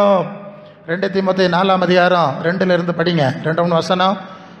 2 தீமோத்தேயு 4:2 சமயம் வாய்த்தாலும் வாய்க்காமல் போனாலும் ஜாக்கிரதையா கேட்டுடுங்க. ஒரு பிரசங்கி எப்படி பண்ணணும், பிரசங்கம் பண்ணணும், ஜாக்கிரதையாக பிரசங்கம் பண்ணணும். அடுத்தது சாந்தம் வேணும். அடுத்தது உபதேசம் வேணும், கண்டனம் வேணும், கடிந்து கொள்ளணும், புத்தி சொல்ல. ஏன்னா ஆரோக்கியமான உபதேசங்களை கேட்க மனசு இல்லாமல் செவி தின்னவர்களாகி இப்படி தந்திரமாக பேசுகிற பிரசங்கி மாதிரி நிறையா சேர்த்து கொண்டு சத்தியத்தை விலகி கட்டுக்கதைகளுக்கு சாய்ந்து போகும் காலம் வரும். நீ மனத்தெளிவுள்ளவனாக இரு, தீங்கு அனுபவி, சுவிசேஷத்தினுடைய வேலையை செய்ய அல்ல இல்லை. ஒரு ஊழியக்காரனுக்கு பொறுப்பை பற்றியெல்லாம் அப்போ எங்கள்கிட்ட பொறுப்பை தந்துட்டு நாங்கள் தாளிச்சிட்டே இருந்தால் சொல்லுவாங்க, என்னட்ட தாளிச்சிய காலை ஒன்று இந்த வேலைக்கு கூப்பிட்டேன்னு கேட்பார் அல்ல இல்லையா? நீ ஆளலை கூட்டி புத்தி படிப்பி அதுகளுக்கு சொல்ல வேண்டிய சொல்லிக் கொடு, உபதேசம் பண்ணு, இந்த வசனத்தை எல்லாரும் சொல்லிக்கிடும் வச்சா நீ தாளிச்சு கட்டவும் வரத்துட்டு தாளிச்சிட்டா இருக்கா? கேட்பாரா கேட்க மாட்டாரா சொல்லுங்க? அதான் விஷயம். அப்போ ஊழியக்காரருடைய பொறுப்பு உங்களுக்கு தெரியணும். அதனால் ஊழியக்காரர் கீழ்ப்படிதலாக பார்த்துட்டு இருக்கிறோம், கீழ்ப்படியணும். கொலோசியர் 3:2 என்ன படிக்கிறோம்? மனைவிகளே உங்கள் புருஷருக்கு கர்த்தருக்குள் கீழ்ப்படி. மனைவிகள் கீழ்ப்படி. கீழ்ப்படியா மேல்படியா? கீழ்ப்படியா மேல்படியா? சமபடியோ? இப்போ பெரிய குழப்பம், சபையெல்லாம் நாசாக்கியாச்சு. எல்லாம் ஆணென்றும் இல்லை, கிறிஸ்துவுக்குள் ஆணென்றும் இல்லை பெண்ணென்றும் இல்லையா? அப்படி வசனம் இருக்கான், புதுசாக கண்டுபிடிச்சிருக்கான். அப்பலாம் அப்படின்ட்டு வெளிநாட்டில் எல்லாம் நான் சொல்லுவேன், தப்பாக நினைக்காதுங்க, நடக்க சொல்லு. ஆண் ஆணையும் பெண்ணையும் பெண்ணையும் திருமணத்தில் இணைச்சி வைக்கிறாரு. யார்? பாஸ்டர். பிதா சுதன் தூயாவின் பெயராலே என்று சொல்லுவார். இது எப்படி செய்தின்னு கேட்டால் அது கிறிஸ்துவுக்குள் ஆணென்றும் இல்லை பெண்ணென்றும் இல்லைன்னு இருக்குது. அதனால மாறி அப்போ ஞானசனம் எடுத்தால் ஆம்பளை பொம்பளையாக மாறுவானே, பொம்பளை ஆம்பளையாக மாறுவானே, என்னத்தை சொல்லுவேன் வக்கரக்கா பயவை. முதலாவது ஆதாம் உண்டாக்கப்பட்டான், 2வது எல்லாம் வசனமாகும். ஆமாம், 2வது 1 தீமோத்தேயு 2ஆம் அதிகாரம் கடைசியில் படித்து என்ன இருக்கும்? முதலாவது ஆதாம் உண்டாக்கப்பட்டால், 2வது ஏவாள். ஆதாமுக்காக ஏவாள், ஏவாளுக்கு ஆதாம் உண்டாக்கப்படவில்லை, ஆதாம் வஞ்சிக்கப்படவில்லை, ஏவாளை வஞ்சிக்கப்பட்ட மீறுதலுக்கு உட்பட்டாள். எல்லாம் அங்கே சொல்லியிருக்கு. பொம்பளைகளை தரக்குறைவாச்சியதுக்கு இதை பேச இல்லை, அது தேவனுடைய திட்டம் இல்லையா? ஒரு வீட்டை பொம்பளை நடத்த வேண்டிய விஷயம் பொம்பளை தான் நடத்தணும். ஆம்பளை நடத்தினா எல்லாம் ஒடிச்சு முறைச்சு அங்கே போட்டுட்டு போயிடுவான். பிள்ளைகளை வளர்க்க கையில் எடுத்தான் கையை காலை ஒடிச்சு போடுவான். ஏன்னா அவன் வெளியே போய் மரம் வெட்டுதான், அங்கே வேலை வெட்டுதான், ஸ்பேனர் பிடிச்சதான், கல் உடச்சியதான், அவன் வேலை செய்யவான். அவன்கிட்ட பிள்ளைய வளர்க்க கொடுத்தான். அவன் அது அங்கே இங்கேன்னு சொல்லலாம், ஒரு அடி போடுதோட சுருண்டு விடலாம் முடியும். அது பொம்பளையில தான் கொடுக்கணும். அது செட் ஓகே, அது நீ தான் அம்மா வச்சுக்க அப்படி. அப்போ பொம்பளைக்குள்ள சிறப்பு ஆம்பளைக்கு இல்லை, ஆம்பளைக்குள்ள சிறப்பு பொம்பளைக்கு இல்லை, அதான் உண்மை. ஆனால் வருஷப்படி கீழ்ப்படியணும், அதான் வரிசையை வச்சுருக்கு. வேறு வசனம் பார்த்துட்டோம். அப்போ ஓகே, இந்த மைக் கொஞ்சம் ப்ராப்ளம் போல இருக்குல்ல. ஓகே, சரி நாளை பார்க்குறேன். சரி கால் பேசு. இப்போ அப்போ கீழ்ப்படி மேல்படி சில இடத்துல சமபடின்னு சொல்லுறதுனால தான் அங்கே உருப்படாமல் பெரிய பிரச்சனை. இருக்க வேண்டிய இடத்துல இருக்க வேண்டிய காரியம்லாம் இருந்தால் அட்ஜஸ்ட் பண்ணி போயிடலாமா இருந்து. ஸோ நிறைய சபைகள் தப்போது நீ மேல்படி அறியாத கீழ்ப்படியிலே நெல்லு, அது ஆசீர்வாதம் அப்படி தான் சொல்லியிருக்கு. கர்த்தருக்கு வெளியே கீழ்ப்படியை சொல்லலை. கர்த்தருக்குள் இது நியாயமாக எல்லாத்துக்கும் கீழ்ப்படியணும், அது போதும். சரி 1 பேதுரு 3:1 அது படிங்க. 1 பேதுரு 3:1 வசனம் படிங்க. மனைவிகளே கீழ்ப்படியுங்கள். அப்பொழுது அவர்கள் யாராவது கீழ்ப்படியாதவர்களாக இருந்தால் பயபக்தியுடன் கூடிய உங்கள் கற்புள்ள நடவடிக்கையை கண்டு போதனையின்றி மனைவிகளினாலே ஆதாயப்படும். நீ பெரிய பிரசங்கம் ஒன்றும் பண்ணாண்டா, உபதேசி ஆயிடப்படாது. அதுவும் சொல்லியிருக்கு. உபதேசம் பண்ணவும் புருஷன் மேல் அதிகாரம் செலுத்தவும் நான் அவளுக்கு உத்தரவு கொடுக்கறதில்லை. ஸ்திரீயானவள் சபையில் ஆண்கள் முன்பு நின்று பேசுகிறது அயோக்கியமாக இருக்கும். பெண்கள் கூட்டத்தில் பேசலாம், குழந்தைகளுக்கு பேசலாம், அதெல்லாம் பிரச்சனை இல்லை. ஆண்களுக்கு முன்பு நின்று பெண்கள் பேசக்கூடாது, அது அயோக்கியம், அது ஒரு தனி சப்ஜெக்ட் போக வேண்டாம். அப்புறம் அப்படி தான் வெளிநாடுகளெல்லாம் நிறைய பிரச்சனைகள் வந்து எல்லாம் குழம்பி தாரமாரம் எங்கேயோ போகுது. ஓகே, அப்போஸ்தலர் அஸ்திபாரம் அப்படி இல்லை. அப்போ உங்கள் கீழ்ப்படிதலை கண்டு பயபக்தி உள்ள நடவடிக்கையை கண்டு அவர்களும் குணப்படுவதற்கு வாய்ப்பு உண்டு. அல்ல நீ சமபடியாக்கம் உன்னோட மேல்படியாக்கம்னு சொன்னியான்னா பிரச்சனை வந்துடும். அல்ல ஏன்னா என்ன செய்யுது, தெய்வம் படைச்சிட்டாரு. சிங்கமாக படைச்சது அது சிங்கம்தான், ஆடாக படைச்சது அது ஆடு தான். இனி என்ன செய்யுது, ஆட்டை சிங்கம் ஆக்க முடியும். இப்போ ஆட்டை சிங்கம் ஆக்கணும், சிங்கத்தை ஆடாக்கணும். இப்படி ஆக்க இப்போ நிலைமை அதுதான் சிக்கல். அப்படி ஆக்க முடியாது, அது தேவ சித்தம். அப்போ கர்த்தருக்குள் கீழ்ப்படிதல் எவ்வளவு முக்கியங்கிறது உங்களுக்கு புரியுது. கொலோசியர் 3:20-21 படிங்க. கொலோசியர் 3:20-21 படிங்க. பிள்ளைகளே பெற்றோருக்கு எல்லா காரியத்திலும் கீழ்ப்படியுங்கள். நல்ல கவனிங்க.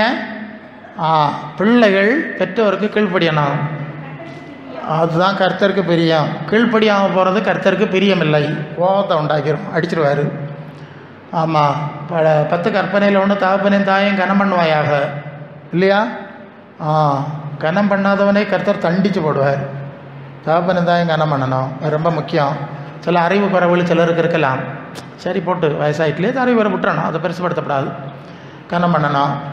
ஆவிக்குரிய பெற்றோர்னு சொன்னால் அவங்க சொல்கிறதில்ல ரொம்ப கவனம். ஏன்னா அவங்க ரொம்ப பக்குவமாக விசுவாசி பெற்றோர் சில வேலை அவங்களுக்கு தெரியாமல் சில தப்பு பண்ணிடுவாங்க, சிலதை நம்ம எடுக்க முடியாது, அது விட்டுடலாம். பிள்ளைகள் கர்த்தரை கனம் பண்ணி படிக்கணும். அது எத்தனை வளர்ந்தாலும் நீங்கள் கீழ்படித்து பழகணும். அவங்களுக்கு நம்ம விட உனக்கு ஒன்றும் தெரியாத பார்த்துக்கான்னு நீ சொல்லப்படாது. அவள் ஒன்றும் தெரியாமல் அவனை இத்தனை வரையும் சம்பந்தத்தோளில் எடுத்து பெற்று வளர்த்து கொண்டு வந்தா உனக்கு நிறைய இன்னைக்கு தானே உனக்கு தெரிஞ்சது. அன்னைக்கு அவைய எல்லாம் ரொம்ப வருஷ அனுபவங்கள், வாழ்க்கையின் கஷ்டங்கள் துன்பங்கள் எல்லாம் அறிஞ்சு தான் வந்தாவ. சில விஷயத்தில் கொஞ்சம் ஆவிக்குரிய சில ஞான குறைவுகள் இருக்கலாம், நம்ம இல்லைன்னு சொல்லலை. அது கர்த்தருக்குள் நீங்கள் கீழ்படித்தா போதும், அதுக்கு வெளியே போகிறதுக்கு யாருக்கும் சொல்லலை. அப்போ பிள்ளைகள் என்ன செய்யணும், கீழ்படியணும். கீழ்படியலைன்னா ஆசீர்வாதம் வராது. நீ எம்படு படித்தாலும் வராது. நீ எங்கே போய் படம் சம்பாதிச்சாலும் உயர போக முடியாது. முதல்ல தகப்பனை தான் கனம் பண்ணு, அதுக்கப்புறம் அடுத்த காரியம் பார்த்தா போதும். இல்லையா, கர்த்தருக்குள் கனம் பண்ணி படிச்சுக்கிட்டு நான் மிடில் ஸ்கூல் படிச்சுட்டு இருந்தேன். அது கிறிஸ்தவ மக்கள் உள்ள இடம் இல்லை, வேறு மார்க்கத்தை சேர்ந்தவங்க பிள்ளைகள் தான் நிறைய படிக்கும். ஒரு பிள்ளை வந்து தாப்பம் கிடையாது, தாய் உண்டு. அவங்க ஒரு கஷ்டமான சூழ்நிலை, நல்லா படிக்கும் அந்த பிள்ளை. அது அந்த ஸ்கூலை விட்டு டிசி வாங்கிட்டு போக வேண்டிய ஒரு சூழ்நிலை வந்து டிசி வாங்கியாச்சு, ஹெட்மாஸ்டர்கிட்ட வாங்கியாச்சு. அது போகிறதுக்கு முன்னே அந்த ஸ்கூலில் ஒவ்வொரு கிளாஸாக வந்து ஒவ்வொரு வாத்திமாருக்கு காலில் விழுந்து கும்பிட்டுக்கிட்டு போச்சு. புரியுதா? நான் பையன் நான் நேரடியாக பார்த்தது இல்லை. ஒவ்வொரு வாத்திமாருக்கு காலில் விழுந்து, சின்ன பிள்ளை, அந்த தாய் எவ்வளோ படித்து கொடுத்துருக்கா பாருங்க. எழுத்தறிவித்தவன் இறைவன் எல்லாம் நம்புவோம். ஒவ்வொருத்தருக்கு காலில் விழுந்து கும்பிட்டுட்டு போச்சு. பழைய காலங்களில் இந்த திருமணத்துக்கெல்லாம் மாப்பிள்ளை போனால் தகப்பன் தாயும் காலில் விழுந்து கும்பிட்டுட்டு போவாங்க. பார்த்துருக்கீங்களா? நீங்கள் பார்த்துருக்கீங்களா? இன்னைக்கு பார்க்க மாட்டீங்க, அன்னைக்கு காலில் விழுந்து தொட்டு கும்பிட்டுட்டு போவாங்க. ஸோ அந்த அறிவு இன்னைக்கு கிறிஸ்தவர்களுக்கு கிடையாது. அந்த அளவு பெற்றோரை ஆராதிக்கணும்னு நான் சொல்லலை, இல்லையா? ஆனாலும் ஒரு மரியாதை கொடுக்கணும் இல்லையா? கொடுக்குதில்ல? மரியாதை கொடுக்குதில்ல? நீங்கள் பார்த்துக்கிடணும். அதுதான் கர்த்தருக்கு பிரியம். கீழ்ப்படுதல் இல்லைன்னா அது நமக்கு போல சாபம் வரும். காயினை போல புது மார்க்கு நாய் மாறனாய் பேரழி இஸ்ரவேல் இதெல்லாம் வரும். கீழ்ப்படியாமையின் விளைவுகளை சிந்திக்கிறோம். அதனால தான் நமக்கு சமயம் இருக்குது. பிட் பை பிட்டாக போய் இன்னும் ஆழத்துக்குள்ளே போவோம். இந்த ஒரு வாரத்திலே உங்களுக்கு நல்ல ஆசீர்வாதங்களை கர்த்தர் தரணும்னு நான் ஜெபிக்கிறேன். அல்லேலூயா. சரி, இப்போ பிலிப்பியர் 2ஆம் அதிகாரம் 8-9 அவர் சிலுவையின் மரண பரியந்தம் தன்னை தாழ்த்தி கீழ்ப்படிந்தார். அதனால் தேவன் என்ன செய்தார்? 8-9 அவரை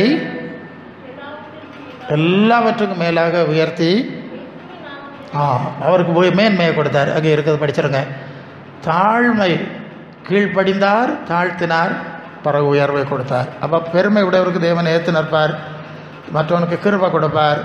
தாழ்மை தாழ்த்துகிறவன் உயர்த்தப்படுவான், உயர்த்துக்கிறவன் எல்லாம் சரியாயிட்டில்ல, எல்லாம் வசனம் லைன் ஆயிட்டில்ல. ஸோ இந்த மேன்மை இயேசுவுக்கு தேவன் கொடுத்தார். 1 பேதுரு 1:21 1 பேதுரு 1:21 அவர் எங்கே இருக்கிறார்? பரலோகத்துக்கு எடுத்துக்கொள்ளப்பட்டு அந்த வசனம் படிங்க. இல்லை 1:21 படி. உங்கள் விசுவாசம் நம்பிக்கையும் தேவன் பேரில் இருக்கும்படி அவரை மரித்தோரிலிருந்து எழுப்பி அவருக்கு மகிமை கொடுத்தார். ஓகே, ஹல்லேலூயா. பார்த்தீங்களா? சாதா 2 கள்ளமாருக்கு நடுவில் சிலுவையில் தொங்க வேண்டிய அளவுக்கு பிதாவே இந்த பாத்திரம் என்னை விட்டு நீங்கள் கூடுமானால் நீங்கள் சொல்லணும்னு சொல்லி ஜெபம் பண்ணவர். இல்லை ஆண்டவரே, ஆயினும் என்னுடைய சித்தப்படி அல்ல, உம்முடைய சித்தப்படி ஆகட்டும் என்று கையெழுத்து சிலுவையில் அவர் உயிரை விட்டு மரித்தார். 3ஆம் நாள் அவரை எழுப்பி அவருக்கு மகிமை, மேன்மையான மகிமையை கொடுத்தார், மேலான நாமத்தை கொடுத்தார். ஹல்லேலூயா. நீங்கள் ரோமர் 8:17 படிங்க. ரோமர் 8:17 வசனங்களில் போவோம். ரோமர் 8:17 பிள்ளைகளானால் சுதந்திரமாயிருவோம், தேவனுடைய சுதந்திரரும் கிறிஸ்துவுக்கு உடன் சுதந்திரருமாமே, கிறிஸ்துவுடனே கூட நாம் மகிமைப்படும்படி அவருடனே கூட பாடுபட்டால். அப்போ கிறிஸ்துவுடனே கூட நமக்கும் ஒரு மகிமை இருக்குது. அல்லேலூயா. அப்போ தாழ்மை வழியாய் சென்ற இயேசுவை தேவகுமாரனை தேவன் மகிமைப்படுத்தி தன்னுடைய வலது பார்சத்திலே உட்கார வைத்திருக்கிறார். தேவதூதர்கள் எல்லாம் அவருக்கு கீழ்பட்டிருக்கிறது என்று வாசிக்கிறோம் பேதுருவிலே. அதுபோல் நமக்கும் ஒரு மகிமை இருக்குது. அல்லேலூயா. யாருக்கு? தேவனுக்கு கீழ்ப்படுகிறவர்கள், இயேசுவுக்கு கீழ்ப்படுகிறவர்கள், அப்போஸ்தலருக்கு கீழ்ப்படுகிறவர்கள், வசனத்துக்கு சத்தியத்துக்கு கீழ்ப்படுகிறவர்கள், ஆவியானவருடைய அவருடைய வழி நடத்தலுக்கு எல்லாம் கீழ்ப்படுகிறவர்களுக்கு மட்டும். அல்லேலூயா. கீழ்ப்படியாதவர்களுக்கு சாபம், அதை நம்ம பார்த்துட்டோம். சரி, இப்போ எபேசியர் 2:7 அவர் நம்முடனே கூட எழுப்பி உன்னதங்களில் அவரோடு கூட உட்காரவும். உன்னதங்களில் இப்போ எங்கே கவனிங்க, உன்னதங்களில் பரலோகத்திலே அவரோடு கூட உட்கார செய்தார். அது ப்ரெசன்ட் டென்ஸில் தான் இருக்குல்ல, இல்லை பாஸ்ட் டென்ஸ் முடிஞ்சிச்சு. ஓகே, இனி நடக்கிறது சொல்லலை. ஞானஸ்நான அனுபவத்தில் நான் பழைய மனுஷனை அடக்கம் பண்ணி கிறிஸ்துவோடு நடப்பதற்கு ஆழமாய் உடன்படிக்கை பண்ணுகிற அந்த அனுபவத்தில் நாம் எழும்பி வரும்போது நாம் கிறிஸ்துவின் உயிர்த்தெழுதலின் அனுபவத்தோடு ஐக்கியப்பட்டு இங்கே உலகத்தில் இருந்தாலும் மற்ற 6:20-21 உங்கள் பொக்கிஷம் எங்கே இருக்கிறதோ அங்கே உங்கள் இருதயம் இருக்கும். உலகத்தில் இருந்தாலும் நாம் இயேசுவோடு உன்னதத்தில் இருக்கிற அனுபவத்துக்குள்ளே வருகிறோம். அல்லேலூயா. கொலோசியர் 3:1-2 வசனத்தில் கிறிஸ்துவுடனே கூட நீங்கள் உயிர்த்தெழுதலின் ஒரு அனுபவம் உங்களுக்குள்ளே வந்தது உண்டானால் கிறிஸ்து தேவனுடைய வலது பாசத்தில் இருக்கிற மேலான இடத்தை தேடுங்கள், பூமிக்கிறீர்கள் அல்ல, மேலான எழுத்து. அப்போ அந்த அனுபவம் நமக்கு வரணும், அது இருக்கணும்னு ஞாபகப்படுத்துகிறார். அப்படி நம்மை மேன்மைப்படுத்துகிறார். யாரை? கீழ்ப்படுகிறவர்களை. இனி கீழ்ப்படியாதவர்களுக்கு 1-2 வசனம் பார்க்கலாம் கூட. ரோமர் 10:3 என்ன சொல்லுது படிங்க. ரோமர் 10:3 தேவனி இப்படி இருக்க தேவனுடைய நீதியை அறிய விரும்பாமல் தங்கள் சுய நீதியை நிலைநிறுத்த தேடுகிறபடியால்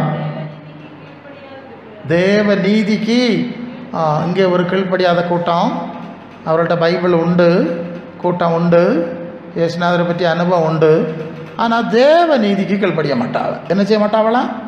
தங்கள் சுய நீதி பாரம்பரிய நீதியிலே நின்றுடுவாங்களாம். அப்படி கீழ்ப்படியாமல் இருக்கிறார்கள்.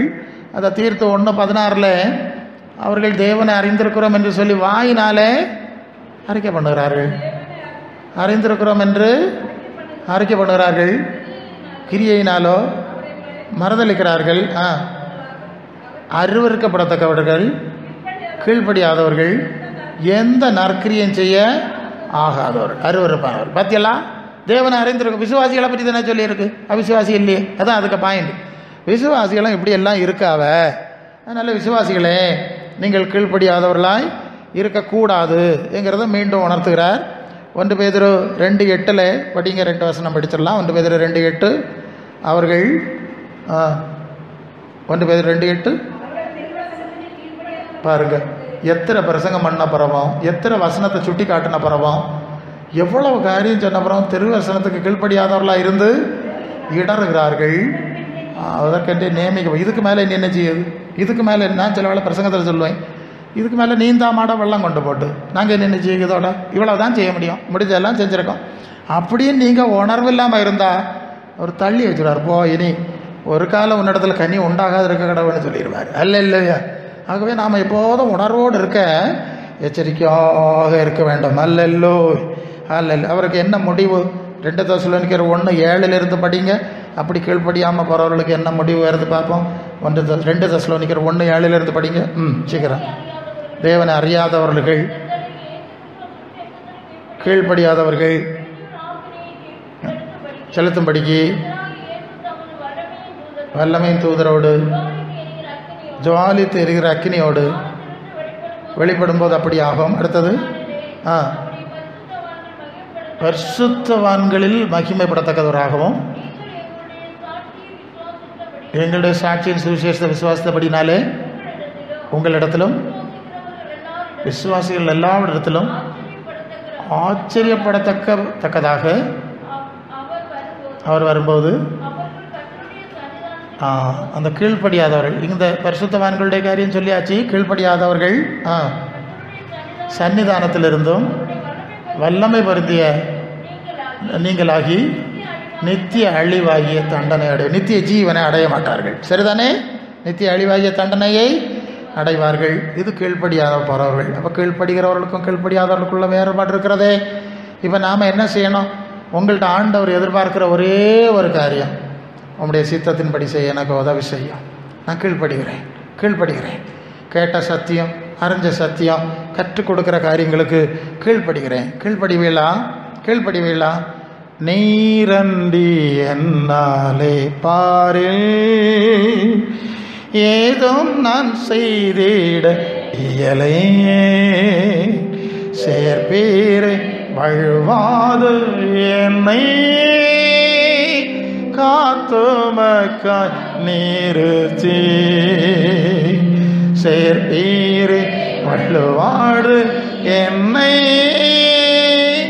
காத்துமக்காய் நிறுத்தி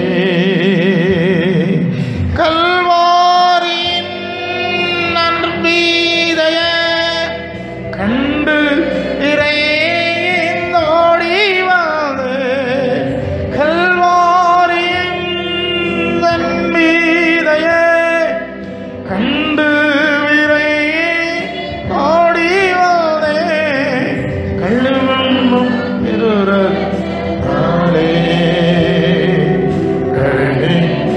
இருதயத்தை கள்ளம்